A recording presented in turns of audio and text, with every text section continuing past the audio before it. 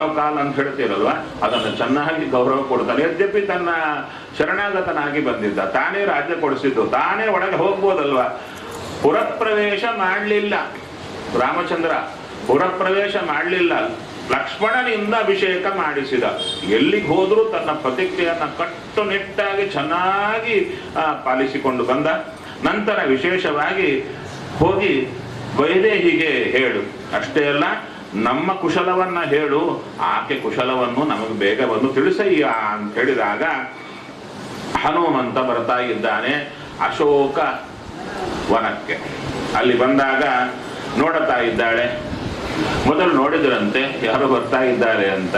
ನೋಡಿದಾಗ ಹನುಮಂತನ ನೋಡಿದ ಕೂಡಲೇ ಆಕೆಯ ಮುಖ ಸಂತೋಷದಿಂದ ಅರಳಿತು. ಏನಪ್ಪ, ಇನ್ನಾದರೂ ರಾಮ ಬಂದೋ ಇಲ್ಲೋ ಅಂತ ಮತ್ತೂ ಯಾಕೆ ಬಂದೀಯ ಅಂತ ಹೇಳ್ತಾ ಇದ್ದಾರೆ. ಪ್ರಿಯಮಾಖ್ಯಾಸ್ಯಾಮಿ ತೇ ದೇವಿ ಭೂಯಶ್ಚತ್ವಾಂ ಸಭಾಜಯೇ ನಿಹತಃ ರಾವಣಃ ದೇವಿ ಲಕ್ಷ್ಮಣೇನ ಚ ವೀರ್ಯವಾನ್ ಹೇಳ್ತಾ ಇದ್ದಾರೆ. ವಿಭೀಷಣ ಸಹಾಯೇನ ರಾಮೇಣ ಹರಿಭಿಸ್ ಸಹ. ರಾಮಚಂದ್ರ ಬಂದ ಹೇಳ್ತಾ ಇದ್ದಾರೆ, ವಿಭೀಷಣನ ಸಹಾಯದಿಂದ ಮತ್ತು ಕಪಿಗಳ ಸಹಾಯದಿಂದ ಸುಗ್ರೀವನಿಂದ ಕೂಡಿಕೊಂಡು ಬಂದು ರಾವಣನನ್ನ ಸಂಹಾರ ಮಾಡಿದ್ದಾನೆ, ಬರ್ತಾ ಇದ್ದಾನೆ ಅಂತ ಹೇಳಿದಾಗ ತವ ಪ್ರಭಾವಾದ ಧರ್ಮಜ್ಞೆ ಮಹಾನ್ ರಾಮೇಣ ಸಂಯುಗೆ. ಇಲ್ಲಿ ಹನುಮಂತ ಎಲ್ಲವನ್ನ ಜೋಡಿಸ್ತಾ ಇದೆ. ಏನ್ ಜೋಡಿಸ್ತಾ ಇದ್ದಾನೆ? ವಿಭೀಷಣ ಸಹಾಯದಿಂದ ರಾಮ ಬಂದ, ಗೆದ್ದ. ಸುಗ್ರೀವನ ಸಹಾಯದಿಂದ ಬಂದ, ಸುಗ್ರೀವನನ್ನು ಸೇರಿಸಿದ. ನಂತರ ಕೊನೆಗೆ ಸೀತೆಗೆ ಹೇಳ್ತಾನೆ, ನಿನ್ನ ಪ್ರಭಾವದಿಂದ ನಿನ್ನ ಪಾತಿವ್ರತದಿಂದ ಇಷ್ಟ ಆಗಿದೆ ಅಂತ. ಒಳಗೆ ನಾವು ನೋಡಿದಾಗ ಅಲ್ಲ, ರಾಮನಿಗೆ ಇವೆಲ್ಲ ಬೇಕಾಗಿತ್ತ ಅಂದರೆ ಇಲ್ಲ, ರಾಮನೇ ವಿಭೀಷಣನೊಳಗಿದ್ದು ಉಪಕಾರ ಮಾಡಿಸಿದ. ಹಾಗೆ ವಿಶೇಷವಾಗಿದ್ದುಕೊಂಡು ಯಾರಲ್ಲಿ? ಸುಗ್ರೀವನಲ್ಲಿ ತಾನೇ ಇದ್ದು ತಾನೇ ಅವನಿಂದ ಸಹಾಯ ಮಾಡಿಸಿದ. ಸೀತೆಯಲ್ಲಿ ಅಪರೂಪದ ಪಾತಿವ್ರತ್ಯ ಕೊಟ್ಟವನೇ ಇವ. ಆದ್ದರಿಂದ ಎಲ್ಲ ಕಡೆಯಿಂದ ನಾವು ನೋಡಿದಾಗ ವ್ಯಕ್ತಿಗತ ಶಕ್ತಿ ಅವನಿಗೆ, ಆ ಭಗವಂತನ ರೂಪಗಳೇ ಭಗವಂತನಿಗೆ ಸಹಾಯ, ಇನ್ಯಾರೂ ಇಲ್ಲ. ಅದನ್ನು ಚೆನ್ನಾಗಿ ತಿಳಿಸಿಕೊಟ್ಟು ನಂತರ ಮುಂದೆ ಹೇಳ್ತಾ ಇದ್ದಾರೆ. ಆಕೆ ಏನೂ ಮಾತಾಡ್ತಾ ಇಲ್ಲ ಸೀತಾದೇವಿ. ಯಾಕೆ? ಒಮ್ಮೆಲೆ ಹೇಳಿದ ಕೋಳಿ ಸಂತೋಷ ಆಗ್ತಾ ಇದೆ, ಕಣ್ಣಲ್ಲಿ ನೀರು ಬರ್ತಾ ಇದೆ, ಮಾತಾಡ್ತಾ ಇಲ್ಲ. ಆವಾಗ ಕಿಂ ತ್ವಂ ಚಿಂತಯಸೆ ದೇವಿ ಕಿಂ ಚ ಮಾಂ ನಾಭಿಭಾಷಸೆ. ಏನು ಆಲೋಚನೆ ಮಾಡ್ತಾ ಇದ್ದೀಮ್ಮ, ಯಾಕೆ ಏನು ಮಾತಾಡ್ತಾ ಇಲ್ಲ ಅಂದರೆ ಹೇಳ್ತಾ ಇದ್ದಾಳೆ, ಪ್ರಿಯಮೇತದುಪಶ್ರುತ್ಯ ಭರ್ತು ವಿಜಯ ಸಂಶ್ರಿತಂ ಪ್ರಹರ್ಷ ವಶಮಾಪನ್ನ ನಿರ್ವಾಕ್ಯ ಅಸ್ಮಿ ಕ್ಷಣಾಂತರಂ. ನಾನು ವಾಕ್ಯ ಮಾತಿಲ್ಲದೆ ಇದು ಬಿಟ್ಟಿದ್ದೀನಪ್ಪ. ಏನು ಇದಕ್ಕಿದ್ದಂಗೆ ಹೇಳಿಬಿಟ್ಟಿದೆ. ರಾಮ ಬಂದ ಅಂದರೆ ಏನು ಹೇಳಲಿಕ್ಕಾಗ್ತಾ ಇಲ್ಲ, ಸಂತೋಷ ಆಗಿದೆ. ಇನ್ನು ಅವಾಗ ಹೇಳ್ತಾ ಇದ್ದಾಳೆ, ಆಖ್ಯಾನಕಸ್ಯ ಭವತೋ ದಾತುಂ ಪ್ರತ್ಯಭಿನಂದನಂ ನಹಿ ಪಶ್ಯಾಮಿ ತತ್ಸೌಮ್ಯ ಪೃಥಿವ್ಯಾಮಪಿ ವಾನರ. ಹೇ ಹನುಮ, ಇಷ್ಟು ಒಳ್ಳೆ ಮಾತನ್ನು ಹೇಳಿದೆಯಲ್ಲ, ನಿನಗೆ ಕೊಡಲಿಕ್ಕೆ ಭೂಮಿಯಲ್ಲಿ ನನಗೇನು ಕಾಣುತ್ತಾ ಇಲ್ಲ. ಯಾವುದು ನಿನ್ನ ಮಾತಿಗೆ ಸಮಾನವಾದ್ದಿಲ್ಲ, ಯಾವುದು ಕೊಡಲಿ ನಿನಗೆ. ಇನ್ನು ಮುಂದೆ ಹೇಳ್ತಾ ಇದ್ದಾರೆ. ಅವಾಗ ಹೇಳಿದಾಗ ಹನುಮಂತ ಹೇಳ್ತಾ ಇದ್ದಾನೆ, ನಮಸ್ಕಾರ ಮಾಡಿ,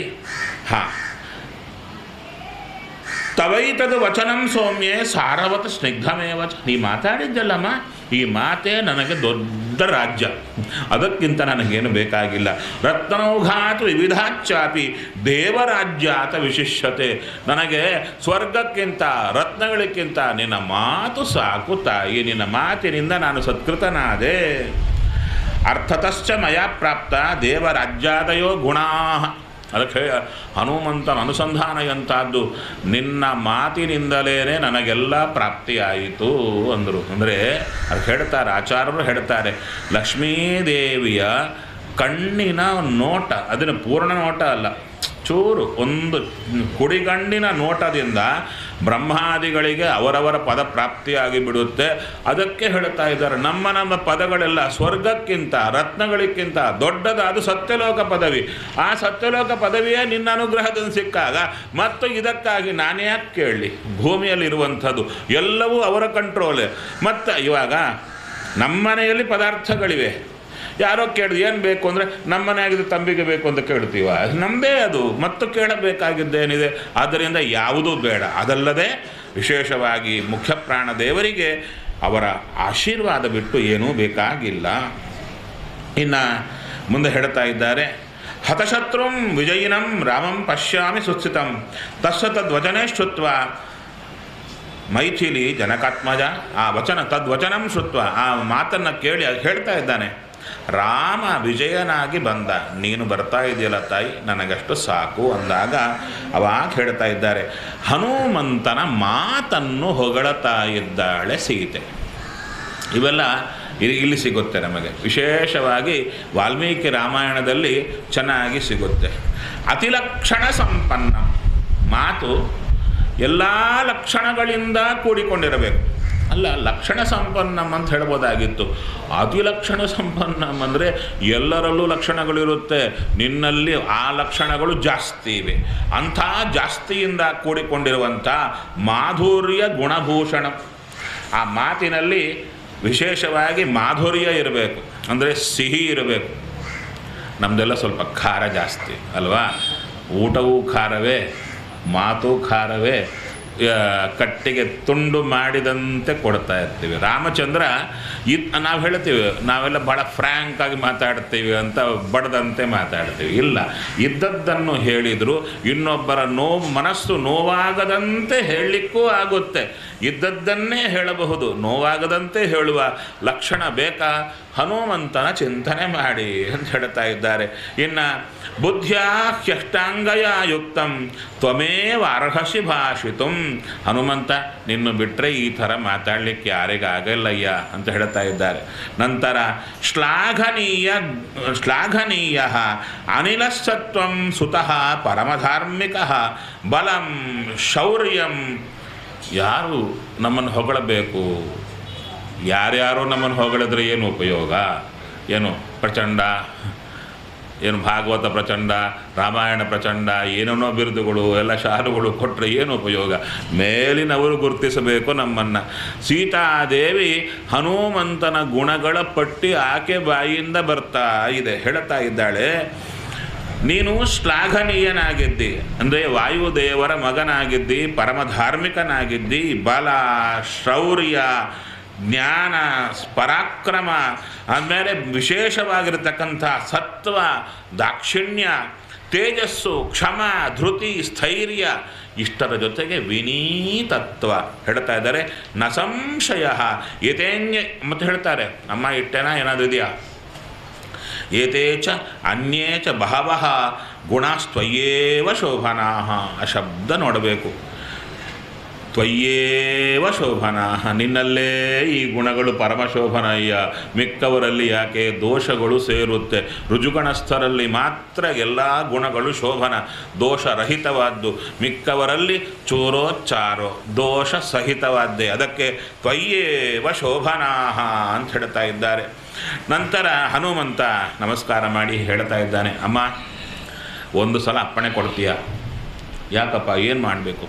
ನಿನ್ನ ಸುತ್ತು ಕೂತಿದ್ದಾರಲ್ಲ ಇವರು, ನಿನ್ನ ತುಂಬ ಕಾಟ ಕೊಟ್ಟಿದ್ದಾರೆ. ಏನು ತಿಂದು ಬಿಡೋಣ, ಇವಳು ತಲೆ ತಿನ್ನೋಣ, ಕೈ ತಿನ್ನೋಣ ಅಂತೆಲ್ಲ ನಾನೇ ಕೇಳ್ತಾ ಇದ್ದೆ ಗಿಡದ ಮೇಲೆ ಕೂತ್ಕೊಂಡು. ಇಷ್ಟು ಕಾಟ ಕೊಟ್ಟರಲ್ಲ, ಒಂದು ಸಲ ನನಗೆ ಅಪ್ಪಣೆ ಕೊಡು, ಇವರೆಲ್ಲರನ್ನ ಮುರಿದು ಬಿಡ್ತೇನೆ, ಕೊಂದು ಬಿಡುತ್ತೇನೆ, ತಲೆ ಕಿತ್ತು ಬಿಡ್ತೇನೆ ಅಂತ ಹನುಮಂತ ಹೇಳಿದಾಗ ಅವಾಗ ಹೇಳ್ತಾ ಇದ್ದಾರೆ, ಹಾಂ ಇಲ್ಲಮ್ಮ, ಹೇ ಹನುಮ, ರಾಜ ಸಂಶಯ ವಶ್ಯಾನಾಂ ಕುರ್ವಂತೀನಾಂ ಪರಾಜ್ಞಯ ವಿಧೇಯಾನಾಂ. ಅವರಿಗೆ ನನ್ನ ಮೇಲೆ ಸಿಟ್ಟಿಲ್ಲಪ್ಪ ಹನುಮಂತ, ರಾವಣಾಸುರ ಹೇಳಿದ್ದಕ್ಕೆ ಹಾಗೆ ಮಾಡಿದರಷ್ಟೇ ಹೊರತು ಅವರಿಗೆ ತಾನಾಗಿ ಸಿಟ್ಟಿದ್ದಿಲ್ಲ. ಸಿಟ್ಟಿದ್ರೆ ನೀನು ಬಡಿಬೋದಾಗಿತ್ತು, ರಾಜ ಹೇಗೆ ಹೇಳಿದರೆ ಹಾಗೆ ಮಾಡಿದ್ದಾರೆ. ಇಲ್ಲಿ ಒಳ್ಳೆ ಚಿಂತನೆ ಸೀತಾದೇವಿ ಕೊಡ್ತಾ ಇದ್ದಾಳೆ. ಏನದು? ಭಾಗ್ಯ ವೈಷಮ್ಯ ದೋಷೇನ ಪುರಸ್ತಾದ್ ದುಷ್ಕೃತೇನ ಚ ಮಯೈತತ್ ಪ್ರಾಪ್ಯತೆ ಸರ್ವಂ ಸ್ವಕೃತಂ ಹಿ ಉಪಬುಧ್ಯತೆ. ಇದು ದೊಡ್ಡ ಚಿಂತನೆ. ಹೇಳ್ತಾ ಇದ್ದಾಳೆ, ಅವರೆಲ್ಲ ಕಾರಣ, ನನ್ನ ಪ್ರಾರಬ್ಧ ಕರ್ಮವೇ ನನಗೆ ದುಃಖ ಬರಲಿಕ್ಕೆ ಕಾರಣ ಅಂದರು. ಯಾರೋ ಹನುಮಂತನ ಹತ್ರ ಬಂದರು, ಸ್ವಾಮಿ ತುಂಬ ಕಾಟ ಆಗಿದೆ ಆಫೀಸರ್ದು, ಏನು ಮಾಡಬೇಕು? ಹನುಮಂತ ಅಂದ, ಏನು ಮಾಡಲಿ? ಟ್ರಾನ್ಸ್ಫರ್ ಮಾಡಿಬಿಡು ಸ್ವಾಮಿ.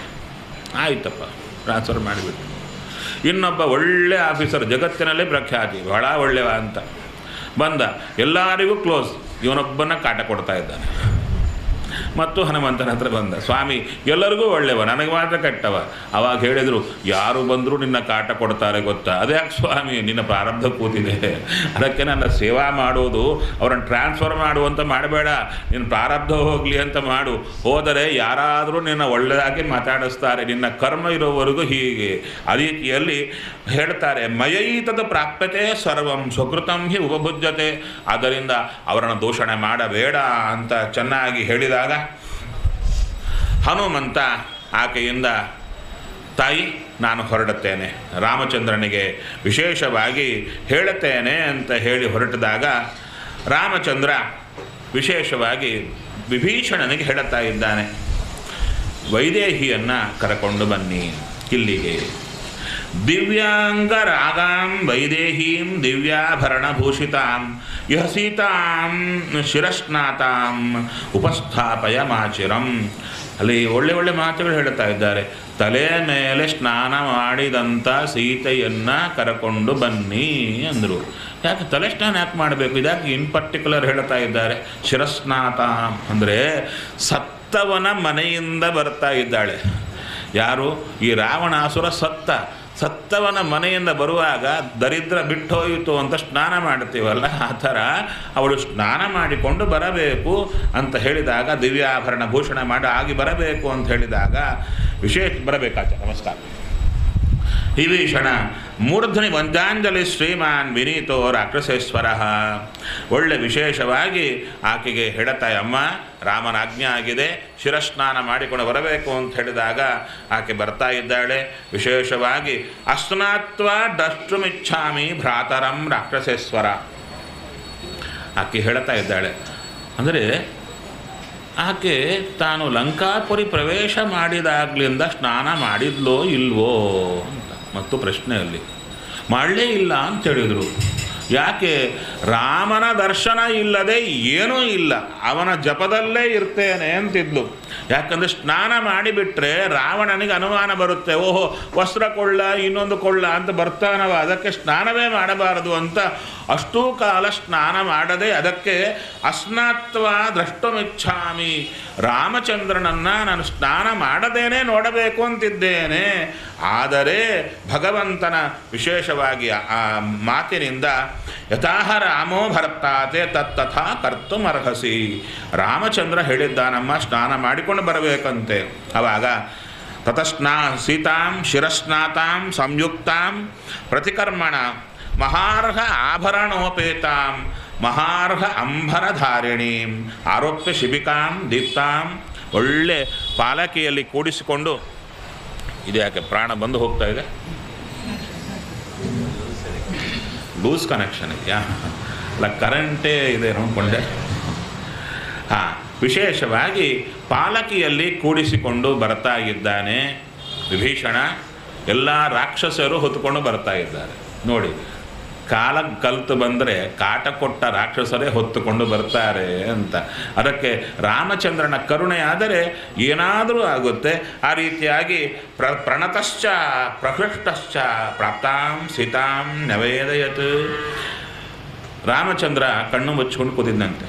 ಹೇಳ್ತಾ ಇದ್ದಾರೆ, ಸೋಭಿಗಮ್ಯ ಮಹಾತ್ಮಾನಂ ಜ್ಞಾತ್ವಾಪಿ ಧ್ಯಾನಮಸ್ಥಿತಂ. ಆ ಶಬ್ದಗಳು ಬಹಳ ಸುಂದರ. ಅದು ಜ್ಞಾತ್ವಾ ಅಪಿ, ಧ್ಯಾನದಲ್ಲಿದ್ದಾನೆ, ಕಣ್ಣು ಮುಚ್ಕೊಂಡಿದ್ದ, ಧ್ಯಾನದಲ್ಲಿದ್ದಾನೆ ಅಂತ ಗೊತ್ತಿತ್ತು. ಅಂದರೆ ಧ್ಯಾನದಲ್ಲಿದ್ದವ್ರನ್ನ ಏನು ಕಾಟ ಕೊಡಬಾರದು ಗೊತ್ತಿದ್ದರೂ ಕೂಡ ನಮಸ್ಕಾರ ಮಾಡಿ ಹೇಳಿದ. ಇನ್ನು ಆ ಹೇಳಿದಾಗ ವೈದೇಹಿ ಸನ್ನಿಕರ್ಷಮ್ಮೆ ಕ್ಷಿಪ್ರಂ ಸಮೀಪಗಚ್ಚತು. ಆವಾಗ ರಾಮಚಂದ್ರ ಹೇಳ್ತಾ ಇದ್ದಾನೆ, ಬೇಗ ಸೀತೆಯನ್ನು ಕರ್ಕೊಂಡು ಬಾ. ಅಲ್ಲ, ಸೀತೆ ಅವರ ಕ್ಷತ್ರಿಯರ ಪದ್ಧತಿ ಏನು ಅಂದರೆ, ಎಲ್ಲರ ಮುಂದೆ ಹೆಂಗಸರು ಓಡಾಡುವಂತಿಲ್ಲ. ಅವರಿಗೆ ಘೋಷ ಅಂತಿರುತ್ತೆ. ಘೋಷ ಅಂದರೆ ಮಿಕ್ಕವರು ಅವ್ರದ್ದಲ್ಲ, ನಮ್ಮದು ಬೇರೆ. ಹುಡುಗಿ ಇದ್ದಾಗಲಿಂದ ಏನು ಮದುವೆ ಆಗೋ ಪರ್ಯಂತ ಅಸೂರ್ಯಂ ಪಶ್ಯ ಅಂತಿರ್ತಾರೆ. ಅವರು ಸೂರ್ಯನನ್ನೂ ನೋಡೋದಿಲ್ಲ. ಮದುವೆ ಆದ ಮೇಲೆ ಅಂತಃಪುರದಲ್ಲೇ ವಾಸ ಅವರದ್ದು. ಇನ್ನು ಹೊರಗೆ ಬರಬೇಕಾದರೆ ಹೇಳ್ತಾ ಇದ್ದಾರೆ. ಯಾವ ಯಾವ ಕಾಲಕ್ಕೆ ಈ ಅಂತಃಪುರದ ಸ್ತ್ರೀಯರು ಹೊರಗೆ ಬರಬಹುದು ಅಂತ ರಾಮಚಂದ್ರ ಹೇಳ್ತಾ ಇದ್ದಾರೆ. ಇಲ್ಲಿ ಹೇಳ್ತಾ ಇದ್ದಾರೆ, ಆಕೆಯನ್ನು ಕರ್ಕೊಂಡು ಬನ್ನಿ ಅಂತ ಹೇಳಿದಾಗ ನೋಡಿ ಎಷ್ಟು ಚೆನ್ನಾಗಿದೆ. ಆಕೆ ಇಳಿಯಬೇಕು. ಅಷ್ಟರೊಳಗೆ ವಿಭೀಷಣ ವಾನರನ್ನು ನಾವು ಸ್ವಲ್ಪ ಜೋರು ಮಾಡ್ತೀವಲ್ಲ, ಮಡಿ ಕಾಲಕ್ಕೆ ಮಡಿ ಹೋಗಿ ಅಂತ, ಹಾಗೆ ಜೋರು ಮಾಡಿದ. ಹೋಗಿ ಆಚೆಗೆ ಅಂತ ಎಲ್ಲರೂ ಕೋಲಾಹಲ ಬಂತು.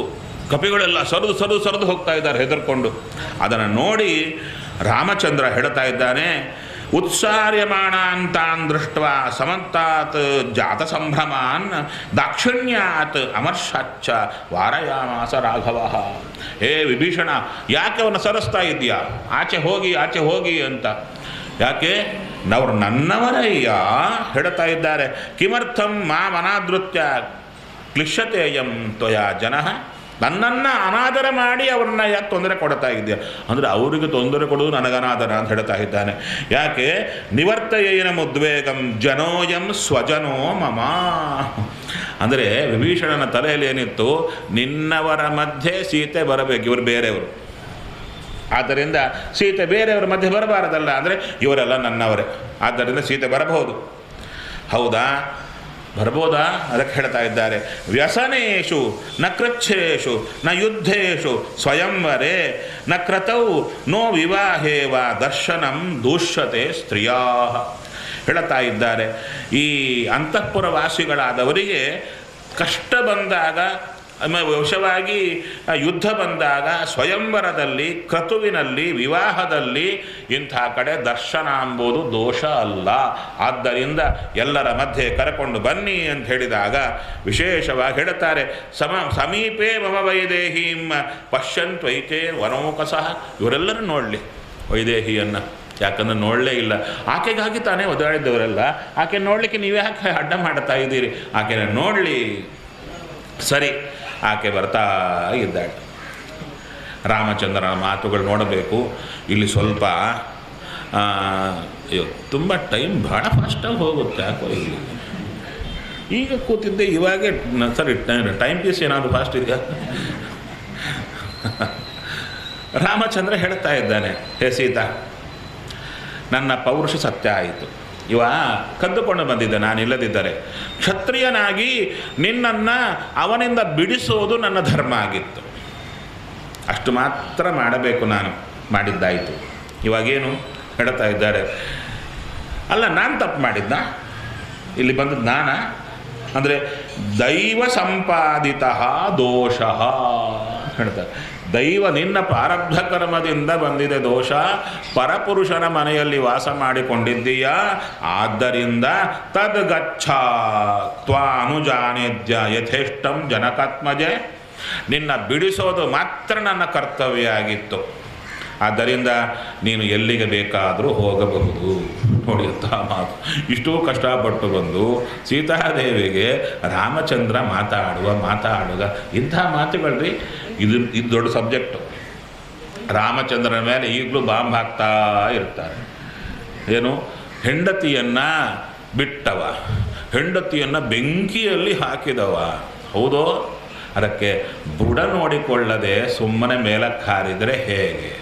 ಈ ಮಾತುಗಳು ನೋಡಬೇಕು. ರಾಮಚಂದ್ರನದ್ದು ಅದ್ಭುತವಾಗಿದೆ. ಇದಕ್ಕೊಂದು ಚಿಕ್ಕ ದೃಷ್ಟಾಂತ ನಾನು ಕೊಡಬೇಕು.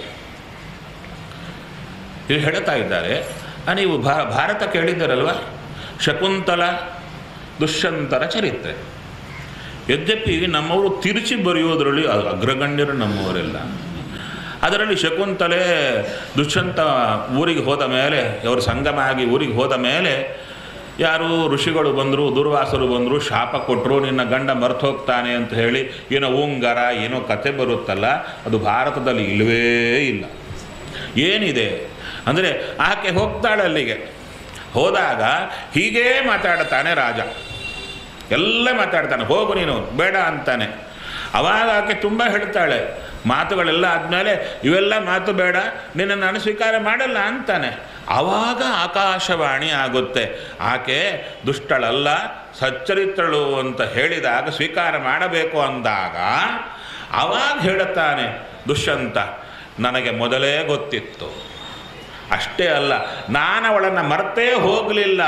ಅವಳು ಸಚ್ಚರಿತ್ತಳು ಅಂತ ನನಗೆ ಗೊತ್ತಿತ್ತು. ಆದರೆ ನಾನು ಹಾಗೇ ಸ್ವೀಕಾರ ಮಾಡಿಬಿಟ್ರೆ ಜನಾಪವಾದ ಬರುತ್ತೆ, ಅದಕ್ಕಾಗಿ ಪರೀಕ್ಷೆ ಕೊಟ್ಟೆ ಅಂತ ಯಾರು ದುಷ್ಯಂತ ಹೇಳ್ತಾನೆ. ಅದೇ ಕೆಲಸ ರಾಮಚಂದ್ರ ಮಾಡುತ್ತಾ ಇದ್ದಾನೆ ಇಲ್ಲಿ. ಅದಕ್ಕೆ ಹೇಳ್ತಾರೆ ನೋಡಿ ಇಲ್ಲೇ ಬರ್ತಾ ಇದ್ದಾರೆ, ಜನವಾದ ಭಯಾತ್ ರಾಜ್ಞ ಬಭೂವ ಹೃದಯಂ ದ್ವಿಧಾ ಅಂತ ಹೇಳ್ತಾ ಇದ್ದಾರೆ. ರಾಮಚಂದ್ರ ಮನಸ್ಸನ್ನು ತಡೆದು ಹೇಳ್ತಾ ಇದ್ದಾನೆ, ಹೋಗು ನೀನು. ಹಾಗೆ ಹೇಳ್ತಾ ಇದ್ದಾರೆ, ನಾಸ್ತಿಮೇ ತ್ವಯಿ ಅಭಿಕಾಂಕ್ಷ ಯಥೇಷ್ಟಂ ಗವ್ಯತಾಮಿತಿ. ಎಲ್ಲಿ ಬೇಕಾದರೂ ಹೋಗು ನೀನು, ನಾನೇನು ಚಿಂತೆ ಮಾಡಲ್ಲ. ಆವಾಗ ಹೇಳ್ತಾ ಇದ್ದಾರೆ, ನನ್ನನ್ನು ಪಡೆಯಲಿಕ್ಕೆ ಇಷ್ಟು ಕಷ್ಟಪಟ್ಟು ನೀವು ಬಂದು ಈ ಥರ ಮಾತಾಡಬಹುದೇ? ಸೀತಾ ಈ ಥರ ಮಾತಾಡಲಿಲ್ಲ. ಹೇಳ್ತಾ ಇದ್ದಾಳೆ, ಕಿಂ ಮಾಂ ಅಸದೃಶಂ ವಾಕ್ಯಂ ಈದೃಶಂ ಶ್ರೋತ್ರದಾರುಣಂ ರೂಕ್ಷಂ ಶ್ರಾವಯಸೇ ವೀರ ಪ್ರಾಕೃತಃ ಪ್ರಾಕೃತಾಮಿವ. ಯಾಕಯ್ಯ ಹೀಗೆ ಮಾಡ್ತಾ ಇದ್ದೀಯ ರಾಮಚಂದ್ರ? ನನಗೆ ನನ್ನ ಮನಸ್ಸು ಗೊತ್ತಿಲ್ಲವ ನನಗೆ ಅಂತ ಇಷ್ಟೆಲ್ಲ ಮಾತಾಡಿ ಕೊನೆಗೆ ಹೇಳ್ತಾ ಇದ್ದಾರೆ. ಉವಾಚ ಲಕ್ಷ್ಮಣಂ ಸೀತಾ ದೀನಂ ಧ್ಯಾನಪರಾಯಣಂ. ಒಂದು ಕಡೆ ಲಕ್ಷ್ಮಣ ನಿಂತಿದ್ದಾನೆ, ಏನು ಮಾಡ್ತಾ ಇದ್ದಾನೆ? ಕಣ್ಣು ಮುಚ್ಚಿಕೊಂಡಿದ್ದಾನಂತೆ. ಎಲ್ಲರ ಮಾತುಗಳು ಕೇಳ್ತಾ ಇದ್ದಾನೆ. ನಾನೇನು ಮಾಡಬೇಕು ಅಂತ ನೋಡ್ತಾ ಇದ್ದಾನೆ. ಚಿತಾಂ ಮೇ ಕುರು ಸೌಮಿತ್ರೆ ವ್ಯಸನಸ್ಯ ಭೇಷಜಂ. ಈ ವ್ಯಸನಕ್ಕೆ ಭೇಷಜ ಔಷಧ ಯಾವುದು ಅಂದರೆ ಚಿತೆಯನ್ನು ಆರೋಪಣೆ ಮಾಡಿ ಬೆಂಕಿ ಹಾಕ್ತಾ ಇದ್ದಾರೆ. ಅದರ ಮಧ್ಯದಲ್ಲಿ ವಿಶೇಷವಾಗಿ ಸೀತಾದೇವಿ ಪ್ರವೇಶ ಮಾಡುತ್ತಾ ಇದ್ದಾಳೆ, ಸಂಕಲ್ಪ ಮಾಡುತ್ತಾ ಇದ್ದಾಳೆ.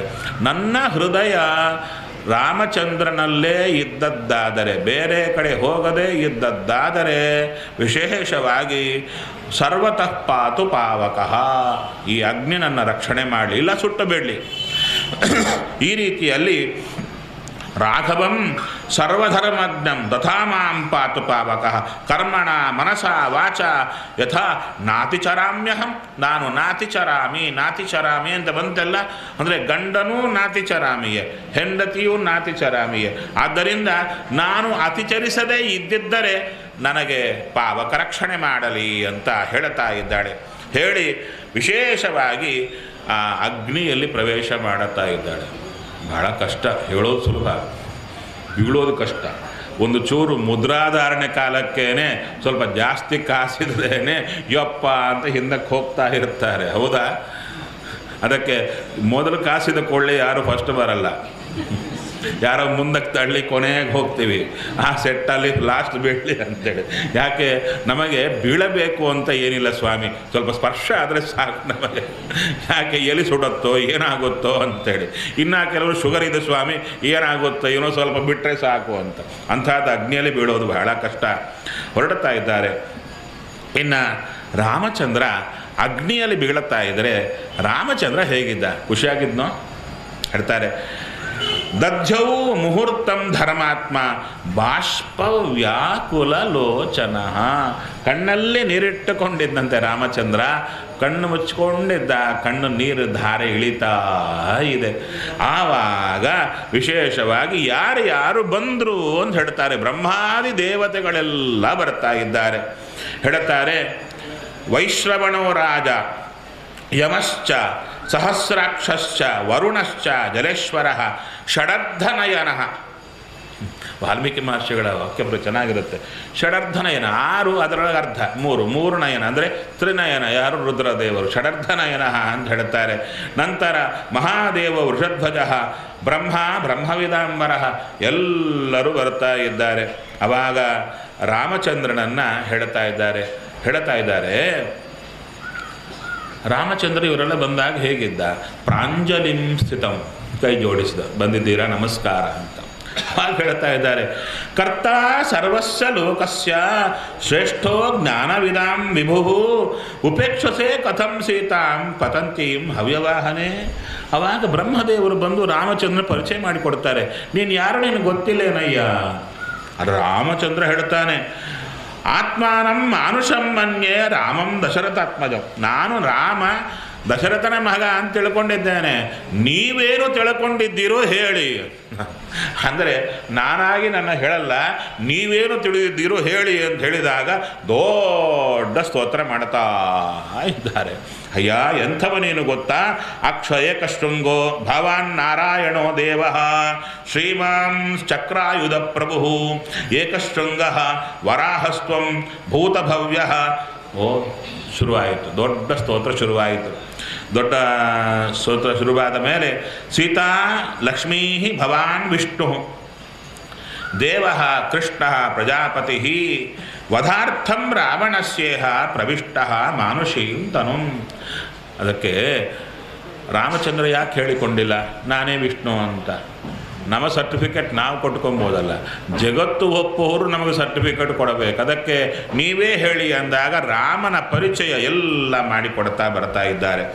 ನಂತರ ವಿಶೇಷ ಹೇಳುತ್ತಾರೆ, ಈ ಸ್ತೋತ್ರ ಯಾರು ಹೇಳಿಕೊಳ್ತಾರೋ ಅಲ್ಲೇ ಹೇಳಿಬಿಡ್ತಾ ಇದ್ದಾರೆ. ಅಮೋಘಾಸ್ತೆ ಭವಿಷ್ಯಂತಿ ಭಕ್ತಿಮಂತಹ ನರಾಭುವಿ.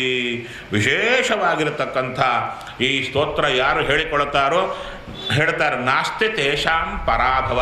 ಅವರಿಗೆ ಪರಾಭವ ಎಂಬುದು ಇರೋದಿಲ್ಲ ಅಂತ ಹೇಳಿದ ಮೇಲೆ ಕೊನೆಗೆ ಬ್ರಹ್ಮಾದಿ ದೇವತೆಗಳೆಲ್ಲ ಹೇಳಿದಾಗ ಆ ಅಗ್ನಿಯನ್ನು ಬದಿಗೆ ಸರಿಸಿ ಒಳಗಿಂದ ಹವ್ಯವಾಹನ ಅಗ್ನಿದೇವರು ಸೀತೆಯನ್ನು ಕರಕೊಂಡು ಬಂದು ರಾಮನ ಅಂಕದಲ್ಲೇ ಕೂಡಿಸ್ತಾ ಇದ್ದಾರಂತೆ. ಹೇಳ್ತಾರೆ, ದದೌ ರಾಮಾಯ ವೈದೇಹೀಂ ಅಂಕೆ ಕೃತ್ವ ವಿಭಾವಸು. ಕೂಡಿಸಿ ಹೇಳುತ್ತಾ ಇದ್ದಾರೆ, ಏಷಾತೆ ರಾಮ ವೈದೇಹಿ ಪಾಪಮಸ್ಯಾಂ ನ ವಿದ್ಯತೆ. ಈಕೆಯಲ್ಲಿ ಚೂರೂ ಪಾಪವಿಲ್ಲ ಅಂತ ಆಕೆಯ ಕುರಿತು ಹೇಳುತ್ತಾ ಇದ್ದಾರೆ. ಇನ್ನು ಮುಂದೆ ಹೇಳುತ್ತಾ ಇದ್ದಾರೆ, ನೈವ ವಾಚ ನ ಮನಸ ನೈವ ಬುದ್ಧ್ಯ ನ ಚಕ್ಷುಷ ಸುವೃತ್ತ ವೃತ್ತ ಶೌಟೀರ್ಯಂ ನತು ಆತ್ಮ ನತು ನತ್ವಾಂ ಆಚರಕ್ಷುಭ ನತ್ವಾಂ ಆಚರಕ್ಷುಭ. ಅಂದರೆ ಯಾವ ರೀತಿಯಲ್ಲಿ ಕಣ್ಣಿಂದ ನೋಡೇ ಆಗಲಿ ಯಾವುದೇ ರೀತಿ ಆಗಲಿ ನಿನ್ನನ್ನು ಬಿಟ್ಟು ಇವಳು ಹೋಗಲಿಲ್ಲ. ಅದಕ್ಕೆ ಹೇಳ್ತಾ ಇದ್ದಾರೆ, ನಂತರ ಒಂದು ವೇಳೆ ನೀನು ಸ್ವೀಕರಿಸಿಲ್ಲ ಅಂದರೆ ನನ್ನ ಆಜ್ಞಾ ಅಂತ ಅಗ್ನಿದೇವರು ಹೇಳ್ತಾ ಇದ್ದಾರೆ. ಅಲ್ಲ, ಅಗ್ನಿದೇವರು ಆಜ್ಞೆ ಮಾಡೋದು ಮನುಷ್ಯನಲ್ವಾ, ಅದಕ್ಕೆ ಆಜ್ಞೆ ಮಾಡುತ್ತಾ ಇದ್ದಾರೆ. ಇನ್ನು ನಾತಿ ಚಿಂತೆಯ ತದ್ ರಕ್ಷಸ್ವ. ತುಂಬ ಚಿಂತೆ ಮಾಡಬೇಡ, ಸ್ವೀಕಾರ ಮಾಡು ಅಂತ ಹೇಳಿದಾಗ ಆವಾಗ ರಾಮಚಂದ್ರ ಹೇಳ್ತಾ ಇದ್ದಾನೆ, ಅವಶ್ಯಂ ಚಾಪಿ ಲೋಕೇಶು ಸೀತಾ ಪಾವನಮರ್ಹತಿ. ಆವಾಗ ಬಾಯಿ ಬಿಚ್ತಾ ಇದ್ದಾನೆ, ಸೀತೆ ಪಾವನಳು ಅಂತ ನನಗೆ ಮೊದಲೇ ಗೊತ್ತಿತ್ತು. ಯಾಕೆ? ಎಲ್ಲ ಲೋಕದಲ್ಲಿ ಪರಮ ಪವಿತ್ರಳಿವಳು. ಇನ್ನು ಮುಂದೆ ಹೇಳ್ತಾ ಇದ್ದಾರೆ, ಬಾಲಿಶೋ ಬತ ಕಾಮಾತ್ಮ ರಾಮೋ ವಿಶೇಷವಾಗಿ ದಶರಥಾತ್ಮಜ ಇತಿ ವಕ್ಷತಿ ಮಾಂ ಲೋಕಃ ಜಾನಕೀಂ ಅವಿಶೋಧ್ಯ ಹಿ. ಜಾನಕಿಯನ್ನು ಶೋಧನೆ ಮಾಡದೆ ನಾನು ಸ್ವೀಕಾರ ಮಾಡಿಬಿಟ್ರೆ ಇವನು ಹುಡುಗ ಪಾಪ ಕಾಮಾತ್ಮನಾಗಿದ್ದಾನೆ, ಹುಡುಗಿ ಎಲ್ಲೋ ಹೋಗಿ ಬಂದಿದ್ರೂ ಸ್ವೀಕಾರ ಮಾಡಿಬಿಟ್ಟಿದ್ದಾನೆ ಅಂತ ಲೋಕಗಳು ನನ್ನ ಹೇಳುತ್ತೆ. ಇನ್ನು ವಿಶೇಷವಾಗಿ ಹೇಳ್ತಾ ಇದ್ದಾರೆ, ಅನನ್ಯ ಹೃದಯಾಂ ಸೀತಾಂ ಇನ್ನು ಮಚ್ಚಿತ್ತ ಪರಿರಕ್ಷಿಣೀಂ ಅಹಮಪಿ ಅವಗಚ್ಛಾಮಿ ಮೈಥಿಲೀಂ ಜನಗಾತ್ಮಜಾಂ. ನನ್ನಲ್ಲೇ ಮನಸ್ಸಿಟ್ಟು ನನ್ನನ್ನೇ ಚಿಂತನೆ ಮಾಡತಕ್ಕಂಥ ಶುದ್ಧಳಾದ ಜಾನಕಿ ಅಂತ ನನಗೆ ಗೊತ್ತಿತ್ತು. ಹೌದಯ್ಯ, ನೀನೇನೋ ಪರೀಕ್ಷೆ ಕೊಟ್ಟೀಯ, ಸುಟ್ಟೋಗಿದ್ರೆ, ಬೆಂಕಿಯಲ್ಲಿ ಬಿದ್ದು ಸುಟ್ಟೋಗಿದ್ರೆ, ನಿನ್ನ ಪರೀಕ್ಷೆ ಆಚೆ ಇರಲಿ, ಸುಟ್ಟು ಕೂತಿದ್ರೆ ಅವ್ರಿಗೆ ಹೇಳಿದರು ಸುಡ್ಲಿಕ್ಕೆ ಸಾಧ್ಯ ಇಲ್ಲ. ಸರಿ ರಾಮಚಂದ್ರ, ನಿನ್ನ ಅವತಾರ ಯಾಕೆ ಮನುಷ್ಯನಂತೆ ಅವತಾರ ಮಾಡಿ ಮನುಷ್ಯರಿಗೆ ಮತ್ತೆ ಶಿಕ್ಷಣ ಅಂತ ಮಾಡಿದ್ದೀಯ? ಮನುಷ್ಯರಿಗೆ ಇಂಥ ಕೆಲಸ ಬಂದಾಗ ಅವರು ಬೆಂಕಿಯಲ್ಲಿ ಹಾಕಬೇಕಾ ಇಲ್ವಾ? ಆವಾಗ ರಾಮಚಂದ್ರ ಹೇಳಿದ, ಎಲ್ಲವೂ ನಾ ಮಾಡಿದಂತೆ ಮಾಡಬೇಡಿ, ಅದಕ್ಕೆ ಬೇರೆ ಬೇರೆ ರೀತಿಗಳಿವೆ, ಆ ರೀತಿ ಮಾಡಿದರೆ ಸಾಕು. ಅದಕ್ಕೆ ಯದ್ಯಪಿ ರಾಮನ ಮೇಲೆ ಪ್ರಶ್ನೆ ಬರುತ್ತೆ. ಮನೆ ಹೇಳಿದ್ದೆ, ನೀನು ಮನುಷ್ಯನಂತೆ ಇದ್ದು ನಮಗೆ ಉಪದೇಶ ಕೊಡುತ್ತೀಯ ಅಂದಿಯಲ್ಲ, ನೀನು ಮನುಷ್ಯನಂತೆ ಕೆಲವು ಸಲ ಇದ್ದೀಯ, ಕೆಲವು ಸಲ ಎಲ್ಲ ದೇವತೆಗಳನ್ನ ಕರಿತೀಯ, ರಥವನ್ನು ತರಿಸ್ಕೊಳ್ತೀಯ, ಎಲ್ಲ ಮಾಡ್ತೀಯ, ಮತ್ತು ನಮಗೆಲ್ಲಿ ಬರುತ್ತೆ? ಮತ್ತು ಕಷ್ಟ ಕಾಲಕ್ಕೆ ನಿಂಗೆಲ್ಲರೂ ಸಹಾಯಕ್ಕೆ ಬಂದರು, ಹೌದಾ? ಕಷ್ಟ ಕಾಲಕ್ಕೆ ಎಲ್ಲರೂ ಬಂದರು, ನಮಗ್ಯಾರು ಬರ್ತಾರೆ? ಮತ್ತು ನಿನ್ನಂತೆ ನಾವಿರಬೇಕು ಅಂತ ಉಪದೇಶ ಸರಿಯಾ ನೀ ಕೊಡೋದು ಅಂದಾಗ ರಾಮಚಂದ್ರ ಹೇಳ್ತಾನೆ, ಎಲ್ಲೆಲ್ಲಿ ನನ್ನಂತೆ ನೀವು ಇರಲಿಕ್ಕಾಗುತ್ತೋ ಅಲ್ಲಿರಿ, ಎಲ್ಲಿ ಇರಲಿಕ್ಕಾಗಲ್ಲೋ ನನ್ನನ್ನು ಸ್ಮರಣೆ ಮಾಡಿ ನಾನು ನಿಮ್ಮನ್ನು ಇರುವಂತೆ ಮಾಡುತ್ತೇನೆ. ನೀವಾಗಿರಲಿಕ್ಕಾಗಲ್ಲ, ಆವಾಗ ನನಗೆ ಮಿಕ್ಕವರು ಸಹಾಯ ಮಾಡಿದ್ರಲ್ಲ, ನನ್ನ ಸ್ಮರಣೆ ಮಾಡಿದರೆ ನಿಮಗೆ ಸಹಾಯ ಬರುವಂತೆ ನಾ ಮಾಡುತ್ತೇನೆ ಅಂತ ರಾಮಚಂದ್ರ ಹೇಳಿದ್ದಾನೆ. ಸರಿ, ನಂತರ ಇಲ್ಲಿ ಆಚಾರ್ಯರ ಮಾತು ಎಷ್ಟು ಒಳಗೆ ಕೂತಿದ್ದಾರಲ್ಲ ಮಹಾನುಭಾವರು, ಬಂಗಾರ ಅಲ್ಲ ವಜ್ರದಿಂದ ಕೆತ್ತಬೇಕು. ಒಳಗಿರುವ ರಹಸ್ಯ ತೆಗೆದು ಬಿಚ್ಚಿ ನಮ್ಮ ಹೃದಯಕ್ಕೆ ಹತ್ತುವಂತೆ ಹೇಳಿದ ಮಹಾತ್ಮರೇ ಮಧ್ವಾಚಾರ್ಯರು. ಸರಿ, ಏನಂತಹದ್ದು ಅದಕ್ಕೆ ಹೇಳ್ತಾ ಇದ್ದಾರೆ, ಇಮಾಮಪಿ ವಿಶಾಲಾಕ್ಷೀಂ ರಕ್ಷಿತಾಂ ಸ್ವೇರ ತೇಜಸ ರಾವಣೋ ನಾತಿವರ್ತೇತ ವೇಲಾಮಿವ ಮಹೋದಧಿಹಿ. ಅಲ್ಲ, ಸೀತೆ ರಾವಣನ ಹತ್ರ ಇದ್ಲಲ್ವಾ, ಅವನು ಕೈ ಹಾಕಿಲ್ಲ ಅಂತ ನಿನಗೆ ಗ್ಯಾರಂಟಿ ಏನಪ್ಪ? ಅದಕ್ಕೆ ಹೇಳ್ತಾ ಇದ್ದಾರೆ, ಎಂಥ ಮಾತು, ಸ್ವತೇಜಸ ರಕ್ಷಿತ, ತನ್ನ ತೇಜಸ್ಸಿನಿಂದಲೇ ರಕ್ಷಿತಳಾಗಿದ್ದಾಳೆ. ಅವಳನ್ನು ಮುಟ್ಲಿಕ್ಕೆ ರಾವಣಾಸುರನಿಗೆ ಆಗಲ್ಲ. ಯದ್ಯಪಿ ರಾವಣಾಸುರ ಮುಟ್ಟದೇ ಇರಲಿಕ್ಕೆ ಕಾರಣ ಏನು ಅಂದರೆ, ಅವನ ತಲೆಯಲ್ಲಿ ಬ್ರಹ್ಮದೇವರ ಶಾಪ ಇತ್ತು, ತಲೆ ಒಡೆದೋಗುತ್ತೆ ಅಂತ, ಅದಕ್ಕೆ ಮುಟ್ಟಿಲ್ಲ. ಆದರೆ ಮುಟ್ಟಿದ್ರೆ ಗೊತ್ತಾಗ್ತಿತ್ತು, ಮುಟ್ಲಿಕ್ಕೆ ಬಂದಿದ್ರೆ ಏನಾಗ್ತಿತ್ತು, ಅವನೇ ನಾಶ ಆಗೋಗ್ಬಿಡ್ತಾ ಇದ್ದ. ಅದಕ್ಕೆ ಹೇಳ್ತಾ ಇದ್ದಾರೆ, ಇನ್ನು ಮುಂದೆ ಹೇಳ್ತಾ ಇದ್ದಾರೆ, ಪ್ರತ್ಯಯಾರ್ಥಂತು ಲೋಕಾನಾಂ ತ್ರಯಾಣಾಂ ಸತ್ಯ ಸಂಶಯ ಉಪೇಕ್ಷೆ ಚಾಪಿ ವೈದೇಹೀಂ ಪ್ರವಿಶಂತೀಂ ಹುತಾಶನಂ. ಜನಕ್ಕಾಗಿ ಬೆಂಕಿಯಲ್ಲಿ ಹೋಗ್ತಾ ಇರು, ಸುಮ್ಮನೆ ಇದ್ದೆ. ಸರಿಯಾ?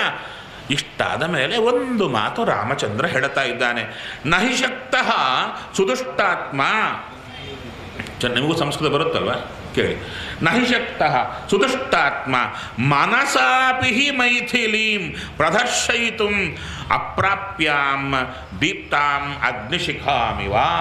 ಈ ಸೀತೆಯನ್ನು ಮನಸ್ಸಿನಿಂದಲೂ ಕೂಡ ಅವನಿಗೆ ಮುಟ್ಟಲಿಕ್ಕೆ ಸಾಧ್ಯ ಇಲ್ಲ ಬಲವಂತವಾಗಿ ಅಂತ ರಾಮಚಂದ್ರ ಹೇಳ್ತಾ ಇದ್ದಾನೆ. ಅದಕ್ಕೆ ನಮ್ಮಲ್ಲಿ ಕಾಂಟ್ರಾಡಿಕ್ಟರಿ ಸೆಂಟೆನ್ಸ್ ಅಂತಿರುತ್ತೆ. ಏನು? ಅಲ್ಲಯ್ಯ, ಸೀತೆಯನ್ನು ಮುಟ್ಲಿಕ್ಕಾಗಲ್ಲ ಅಂತ ಹೇಳ್ತಿದೆಯಲ್ಲ, ಅವನೇ ಹೊತ್ಕೊಂಡು ಬಂದಲ್ಲ, ಸೀತೆನೇ ಕರ್ಕೊಂಡು ಬಂದಲ್ಲ, ಮತ್ತೆ ನಿನ್ನ ಮಾತಲ್ಲಿ ಹೋಯಿತು. ಇದರ ಅಂತರಂಗ ಆಚಾರ್ಯರು ಬಿಚ್ಚಿದ್ರು. ಏನು ಬಿಚ್ಚಿದ್ರು?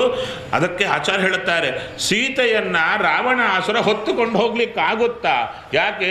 ಕಣ್ಣಿಂದ ನೋಡಿದ್ರೆ ಸುಟ್ಟು ಹೋಗ್ತಾನವ, ಮುಟ್ಲಿಕ್ಕೂ ಆಗಲ್ಲ, ಮತ್ತೆ ಹೊತ್ತುಕೊಂಡು ಹೋದ್ಲಲ್ಲ ಅಂದ್ರೆ ಇಲ್ಲ ಅಂತ ಹೇಳ್ತಾ ಇದ್ದಾರೆ. ಸೀತೆ ಅಂತರ್ಧಾನ ಆಗಿ ತಾನು ಕೈಲಾಸಕ್ಕೆ ಹೋಗಿ ಆಕೃತಿ ನಿರ್ಮಾಣ ಮಾಡಿದ್ಲು. ಇಲ್ಲೇ ರಾಮಚಂದ್ರನ ಮಾತಿನಿಂದ ಗೊತ್ತಾಗುತ್ತಲ್ಲ, ಏನದು? ಆಕೆಯನ್ನು ರಾವಣಾಸುರ ಕರ್ಕೊಂಡು ಬಂದ. ಇಲ್ಲಿ ನೋಡಿದರೆ ರಾಮಚಂದ್ರ ಹೇಳ್ತಾನೆ, ಮನಸ್ಸಿನಿಂದಲೂ ಮುಟ್ಲಿಕ್ಕಾಗಲ್ಲ ಸೀತೆಯನ್ನ ಅಂತ ಹೇಳಿದರೆ ಈ ಕರ್ಕೊಂಡು ಬಂದವಳು ಸೀತೆ ಅಲ್ಲ ಅಂತ ಚೆನ್ನಾಗಿ ಗೊತ್ತಾಗುತ್ತಲ್ಲ. ಇದು ವಾಲ್ಮೀಕಿ ರಾಮಾಯಣದಲ್ಲಿ ಸಂಪುಟದಲ್ಲಿ ಹಾಕಿ ಬಚ್ಚಿಟ್ಟಿದ್ದಾರೆ. ಯಾಕೆ? ಎಲ್ಲರಿಗೂ ಸಿಗುತ್ತೆ ಪುಸ್ತಕ, ಯಾರಿಗೂ ಒಳಗಿಂದ ಅರ್ಥ ಆಗಬಾರ್ದು. ಯಾರಿಗೆ ಅರ್ಥ ಆಗಬೇಕಾದ್ರೆ ಅರ್ಥ ಆಗಬೇಕು. ಇದು ನೋಡಿದಾಗ ಸ್ವಲ್ಪ ತಲೆ ಓಡುತ್ತೆ. ಅಲ್ಲ, ರಾಮಚಂದ್ರ ಮುಟ್ಲಿಕ್ಕಾಗಲ್ಲ ಅಂತಾನೆ, ಅಲ್ಲಿ ನೋಡಿದರೆ ರಾವಣಾಸುರ ಕರ್ಕೊಂಡು ಬಂದ್ರ, ಇಲ್ಲೇನೋ ಒಂದೇನೋ ಕೂತಿದೆ ಅಂದರೆ ಏನದು? ಬಂದವಳು ಜಾನಕಿ ಅಲ್ಲ ಅಂತ ಚೆನ್ನಾಗಿ ಅರ್ಥ ಆಗುತ್ತೆ. ಅದನ್ನು ಬಿಚ್ಚಿಟ್ಟಿದ್ದೇ ನಮ್ಮ ಮಧ್ವರಾಯರು. ಅವರೇ ಇಲ್ಲದಿದ್ದರೆ ನಾವು ರಾಮಾಯಣ ಎಲ್ಲ ತಿರುಗಾ ಓದಬೇಕಾಗ್ತದೆ, ಬೇರೆ ಬೇರೆ ಅರ್ಥ ಆಗ್ತದೆ. ಆ ರೀತಿ ವಿಶೇಷವಾಗಿ ಹೇಳುತ್ತಾ ಇದ್ದಾನೆ, ವಿಶುದ್ಧ ತ್ರಿಷು ಲೋಕೇಶು ಮೈಥಿಲಿ ಜನಕಾತ್ಮಜ ನ ವಿಹಾತುಂ ಮಯಾ ಶಕ್ಯ ಕೀರ್ತಿ ಆತ್ಮವತಾಂ ಯಥಾ. ಹೇಗೆ ಒಳ್ಳೆ ನಿಷ್ಠಾವಂತರಾದವರಿಗೆ ಕೀರ್ತಿ ಎಂಬುದು ಜೊತೆಗೆ ಇರುತ್ತೋ ಹಾಗೆ ನನ್ನ ಜೊತೆಗೆ ಸೀತೆ ಇರಬೇಕು, ನಾನು ಬಿಟ್ಟಿರಲ್ಲ. ಸರಿ, ಸೀತೆಯನ್ನು ಕರ್ಕೊಂಡು ಬರ್ತಾ ಇದ್ದಾರೆ. ನಂತರ ವಿಭೀಷಣನಿಗೆ ಹೇಳ್ತಾ ಇದ್ದಾನೆ ರಾಮಚಂದ್ರ, ಹೇ ವಿಭೀಷಣ, ನಾನು ಹೊರಡಬೇಕಪ್ಪ, ಹೋಗಿ ಬಾಪ. ಅಲ್ಲಯ್ಯ, ನಾನೊಬ್ಬನೇ ಹೋಗೋದಲ್ಲ, ಈ ಕಪಿಗಳೆಲ್ಲರೂ ಬರಬೇಕು, ನನ್ನ ಪಟ್ಟಾಭಿಷೇಕ ನೋಡಬೇಕು. ಎಷ್ಟು ಕಪಿಗಳು? ನೀನು ಹೇಳಿದ್ದಲ್ಲ ಲೆಕ್ಕ, ಮಹೋಗ ಮಹೋಗ ಮಹೋ ಯಪ್ಪ ಒಬ್ಬೊಬ್ಬರು ಪರ್ವತಾಕಾರ ಇವ್ರನ್ನೆಲ್ಲ ಕರ್ಕೊಂಡು ನಾನು ಎಲ್ಲಿ ನಮ್ಮ ಅಯೋಧ್ಯೆಗೆ ಹೋಗೋಟೊತ್ತಿಗೆ ನಾನು ಮುದುಕನಾಗಿ ಬಿಡ್ತೇನಯ್ಯ, ಇವೆಲ್ಲ ನಿಧಾನಕ್ಕೆ ಬರೋಟೊತ್ತಿಗೆ. ಆದ್ದರಿಂದ ಏನು ಮಾಡಬೇಕು? ಪುಷ್ಪಕ ವಿಮಾನ ಕೊಡು. ಅಲ್ಲ, ವಿಮಾನದಲ್ಲಿ ಎಷ್ಟು ಜನ ಬೇಕಾದರೂ ಹಿಡಿಸ್ತಾರೆ, ಅದನ್ನು ಪುಷ್ಪಕ ವಿಮಾನ ಅಂದರು. ಅಂದರೆ ಅಂಥ ಎಲ್ಲ ಕಪಿಗಳು ಸೇರಿದರೂ ಕೂಡ ಅವರೆಲ್ಲರೂ ಆ ಪುಷ್ಪಕ ವಿಮಾನದಲ್ಲಿ ಫುಲ್ ಜಾಮ್ ಪ್ಯಾಕ್ ಆಗಿಲ್ಲಂತೆ. ಪುಷ್ಪಕ ವಿಮಾನದಲ್ಲಿ ಒಂದು ಮೂಲೆಗಿದ್ದರಂತೆ. ಅಂದರೆ ಎಷ್ಟು ದೊಡ್ಡದಿರಬೇಕು ಆ ಪುಷ್ಪಕ ವಿಮಾನ. ಕೊನೆಗೆ ರಾಮಚಂದ್ರ ಅವ್ರ ಜೊತೆಗೆಲ್ಲ ಬರ್ತಾ ಕಿಷ್ಕಿಂಧೆಯ ಮೇಲೆ ಬರ್ತಾ ಎಲ್ಲ ತೋರಿಸ್ತಾನೆ ಸೀತೆಗೆ. ನೋಡು, ನಾನು ಇಲ್ಲಿದ್ದೆ ಅಂತೆಲ್ಲ ತೋರಿಸ್ತಾ ಇದ್ದ. ಹೌದಾ ಅಂತ ನೋಡ್ತಾಳೆ. ಕೊನೆಗೆ ಕಿಷ್ಕಿಂಧೆಗೆ ಬರ್ತಾಳೆ. ಕಿಷ್ಕಿಂಧೆಗೆ ಬಂದಾಗ ಕಿಷ್ಕಿಂಧೆಯಲ್ಲಿ ಅಲ್ಲಿ ನಿಲ್ಲಿಸ್ತಾನೆ. ಇಲ್ಲೇ ನಾನು ಇದು ಮಾಡಿದ್ದು, ಎದುರಾಗ ಸುಗ್ರೀವ ಇರೋದು ಅಂದಾಗ ಸೀತಾದೇವಿ ಕೇಳ್ತಾ ಇದ್ದಾಳೆ, ಅಲ್ಲ ನನಗೆ ಸ್ವಲ್ಪ ಈ ಎಲ್ಲರೂ ತುಂಬ ಸಹಾಯ ಮಾಡಿದ್ದಾರಲ್ವ ಈ ವಾನರರು, ಮತ್ತು ಅವರೆಲ್ಲರೂ ಅವರ ಮನೆಗಳನ್ನು, ಹೆಣ್ಣು ಮಕ್ಕಳನ್ನು ಬಿಟ್ಟು ಎಷ್ಟು ಕಾಲ ಆಯಿತೋ ಅವರೆಲ್ಲರನ್ನ ಕರ್ಕೊಂಡು ಹೋಗೋಣವಾ ಅಂತ ಹೇಳ್ತಾಳೆ. ಆವಾಗ ರಾಮಚಂದ್ರ ಪುಷ್ಪಕ ವಿಮಾನವನ್ನು ನಿಲ್ಲಿಸಿ, ಹೇ ಸುಗ್ರೀವ, ನೀನು ಹೋಗಿ ಎಲ್ಲರ ಕರ್ಕೊಂಡು ಬಾ. ಅಷ್ಟರೊಳಗೆ ಹೋಗ್ತಾನೆ. ತಾರಾ ಎಲ್ಲರೂ ಕೂಡ ಮನೆಯಲ್ಲಿ ಕೂತ್ಕೊಂಡಿದ್ದಾರೆ. ಬರ್ತಾರಾ ಇಲ್ಲ, ಯಾವಾಗ ಬರ್ತಾರೋ ಅಂತ ಗಡಿಬಿಡಿಯಲ್ಲಿ ಬರ್ತಾನೆ ಸುಗ್ರೀವ. ರಾಮಚಂದ್ರ ಹೇಳಿದ್ದಾನೆ ಬೇಗ ಬರಬೇಕಂತೆ, ಎಲ್ಲ ಕಿಷ್ಕಿಂಧೆಯಲ್ಲಿರುವ ಎಲ್ಲರೂ ಹೆಣ್ಣರು, ಆದಮೇಲೆ ಮಕ್ಕಳು ಎಲ್ಲರೂ ಬರಬೇಕಂತೆ. ಎಲ್ಲರೂ ಸಂಭ್ರಮ. ಎಲ್ಲರೂ ಬರ್ತಾ ಇದ್ದಾರೆ. ಆ ಪುಷ್ಪಕ ವಿಮಾನವನ್ನು ಏರುತ್ತಾ ಇದ್ದಾರೆ. ಇನ್ನು ಹತ್ತಿರ ಬರ್ತಾ ಇದ್ದಾರೆ ವಿಶೇಷವಾಗಿ. ಆದರೆ ಅಲ್ಲ, ಇಷ್ಟು ಪಡ್ಕೊಂಡ ವಿಭೀಷಣ ಸುಮ್ಮನೆ ಕಳಿಸಿದನ ಅಂದರೆ ಎಲ್ಲರಿಗೂ ಪುಷ್ಕಲವಾಗಿ ದಾನ ದಕ್ಷಿಣೆಗಳನ್ನು ಕೊಟ್ಟು ಸತ್ಕಾರ ಮಾಡಿ ವಿಭೀಷಣ ಕಳಿಸಿದ ಅಂತ ಚೆನ್ನಾಗಿ ತಿಳಿಸಿಕೊಡ್ತಾ ಇದ್ದಾರೆ. ತದನಂತರ ಭರದ್ವಾಜಾಶ್ರಮಕ್ಕೆ ಬರ್ತಾ ಇದ್ದಾರೆ. ಭರದ್ವಾಜರಿಗೆ ನಮಸ್ಕಾರ ಮಾಡಿಕೊಂಡು ನಂತರ ಮುಂದೆ ಬರ್ತಾ ಇದ್ದಾರೆ. ಬಂದು ಭರತನ ಹತ್ತಿರ ಕಳಿಸಿಕೊಡ್ತಾ ಇದ್ದಾನೆ ರಾಮಚಂದ್ರ. ಹೋಗಯ್ಯ, ವಿಶೇಷವಾಗಿ ಮೊದಲು ನಿಷಾಧಾಧಿಪತಿಂ ಬ್ರೂಹಿ, ಆ ಗುಹ ಇರ್ತಾನೆ, ಹೇಳು ನಾ ಬಂದೇನೆ ಅಂತ ತುಂಬ ಸಂತೋಷ ಪಡ್ತಾನೆ. ನನ್ನ ಹುಡುಗತನದ ಸ್ನೇಹಿತ. ನಂತರ ಹೇಳ್ತಾರೆ, ಅಯೋಧ್ಯಾಯಾಶ್ಚತೆ ಮಾರ್ಗಂ ಪ್ರವೃತ್ತಿಂ ಭರತಶ್ಚ ಚ, ಆ ಅಯೋಧ್ಯೆಗೆ ಹೋಗಿ ಭರತನಿಗೂ ಹೇಳಯ್ಯ ಅಂತ ಹೇಳ್ತಾರೆ. ಹೇಳಿದಾಗ ಮುಂದೆ ಹೇಳ್ತಾ ಇದ್ದಾರೆ, ಏನು? ಏತಚ್ಛ್ರುತ್ವ ಯಮಾಕಾರಂ ಭಜತೆ ಭರತಾತ್ಮಜಃ ಸಚತೆ ವೇದಿತವ್ಯ ಸ್ಯಾತ್ ಸರ್ವಂ ಯಚ್ಚಾಪಿ ಮಾಂ ಪ್ರತಿ. ಭರತನಿಗೆ ಹೇಳು ನಾ ಬರ್ತಾ ಇದ್ದೇನೆ ಅಂತ. ಆವಾಗ ಭರತನ ಮುಖ ನೋಡ್ತಾ ಇರು, ಏನಿರುತ್ತೆ ಅಂತ. ಯಾಕೆ? ಒಂದು ವೇಳೆ ಯಾಕಾದರೂ ಬರ್ತಾ ಇದ್ದಾನ ಅಂತಿದೆಯಾ? ಅದನ್ನು ಹೇಳ್ತಾ ಇದ್ದಾರೆ. ಯಾಕೆ? ಈ ವಿಶೇಷ ಸರ್ವ ಕಾಮ ಸಮೃದ್ಧಂ ಹಿ ಹಸ್ತಶ್ವ ರಥಸಂಕುಲಂ ಪಿತೃಪೈತಾಮಹಂ ರಾಜ್ಯಂ ಕಶ್ಯ ನಾವರ್ತಯೇನ್ಮನಃ. ಯಾರಿಗಾದರೂ ಮನಸ್ಸು ಪಲ್ಟಿ ಹೊಡಿಸುತ್ತೆ ಈ ರಾಜ್ಯ ಎಂಬುದು, ಅಂಥದ್ದು ಭರತನ ಬುದ್ಧಿ ಬದಲಾಗಿದ್ದರೆ ಏನು ಕೊಂದುಬಿಡ್ತೀಯಾ? ಇಲ್ಲ. ಪ್ರಶಸ್ತು ವಸುಧಾಂ ಸರ್ವಾಂ ಅಖಿಲಾಂ ರಘುನಂದನ. ಆ ಭರತನೇ ಪಾಲನೆ ಮಾಡಲಿ, ನಾನು ಹಿಂದಕ್ಕೆ ಹೊರಟು ಹೋಗ್ತೇನೆ ಅಂತ ಹೇಳಿ ಕಳಿಸ್ತಾ ಇದ್ದಾನೆ. ಯಾರು? ಕಪಿಗಳೆಲ್ಲರೂ ನೋಡ್ತಾ ಇದ್ದಾರೆ. ಹೌದಾ, ಏನು ಹೀಗೂ ಇರುತ್ತಾ ಅಂತ ನೋಡ್ತಾ ಇದ್ದಾರೆ. ಅಂದರೆ ರಾಮಚಂದ್ರ ಎಷ್ಟು ಮನಸ್ಸಿನ ವೈಶಾಲ್ಯ. ತಮ್ಮನ ಮನಸ್ಸಿನಲ್ಲಿ ಏನಾದರೂ ಇದ್ದರೆ ಅದಕ್ಕೆ ಗೌರವ ಕೊಟ್ಟು ಹಿಂದಕ್ಕೆ ಸರಿಯಬೇಕು ಅಂತ ಅದಕ್ಕೆ ಹೇಳ್ತಾ ಇದ್ದಾರೆ. ಹೇಗೆ ಗೊತ್ತಾಗುತ್ತೆ ಭರತನ ಮುಖ ತಲೆಯಲ್ಲಿ ಏನಿದೆ ಅಂತ? ಅದು ಹೇಳ್ತಾ ಇದ್ದಾರೆ. ತ್ವಯಾ ಸರ್ವೇ ಚ ವೃತ್ತಾಂತಾಃ ಭರತಸ್ಯ ಇಂಗಿತಾನಿ ಚ ತತ್ವೇನ ಮುಖವರ್ಣೇನ ದೃಷ್ಟ್ಯಾ ವ್ಯಾಭಾಷಿತೇನ ಚ. ಮುಖವರ್ಣ ಹೇಗಾಗ್ತಾ ಇದೆ? ನಾ ಬರ್ತಾ ಇದ್ದೀರಿ ಅಂದ ಕೂಡಲೇ ಕಪ್ಪಾಯಿತಾ, ಚೆನ್ನಾಗಿದೆಯಾ, ಹಾಗೆ ಇದೆಯಾ? ಆದಮೇಲೆ ಮಾತು ಹೇಗಿದೆ? ಡೊಂಕಿದೆಯಾ, ಸೀದಾ ಇದೆಯಾ? ಅಂದರೆ ರಾಮ ಬಂದ, ಬರಲಿ ಹೀಗೆ ಹೇಳ್ತಾ ಇದ್ದಾನ, ಅಯ್ಯೋ ಬರಲಿ ಅಂತ ಸಂತೋಷ ಪಡ್ತಾ ಇದ್ದಾನ. ಒಳಗೊಳಗೆ ನಾವು ಹೇಳ್ತೀವಿ, ಹೌದಾ, ಬಂದ್ರಾ ಬನ್ನಿ, ಹಾಗೆ ರಾಮ ಬಂದ ಬರಲಿ ಅಂತ ಹಾಗೆ ಹೇಳ್ತಾ ಇದ್ದಾನ. ಹೇಗಿದೆ ಮಾತಿನಲ್ಲಿ? ನಾವು ಏನೂ ನೋಡಲ್ಲ, ನಮ್ಮ ಪಾಡಿನ ಹೋಗ್ತಾ ಇರ್ತೇವೆ. ಯಾರು ಏನು ಮಾತಾಡಿದರೂ ಹಿಡಿಸಿಕೊಳ್ಳುವ ಸ್ಥಿತಿಯಲ್ಲಿರಲ್ಲ, ಗೊತ್ತೂ ಆಗಲ್ಲ. ಹನುಮಂತನಿಗೆ ಚೆನ್ನಾಗಿ ಗೊತ್ತಾಗುತ್ತಂತೆ.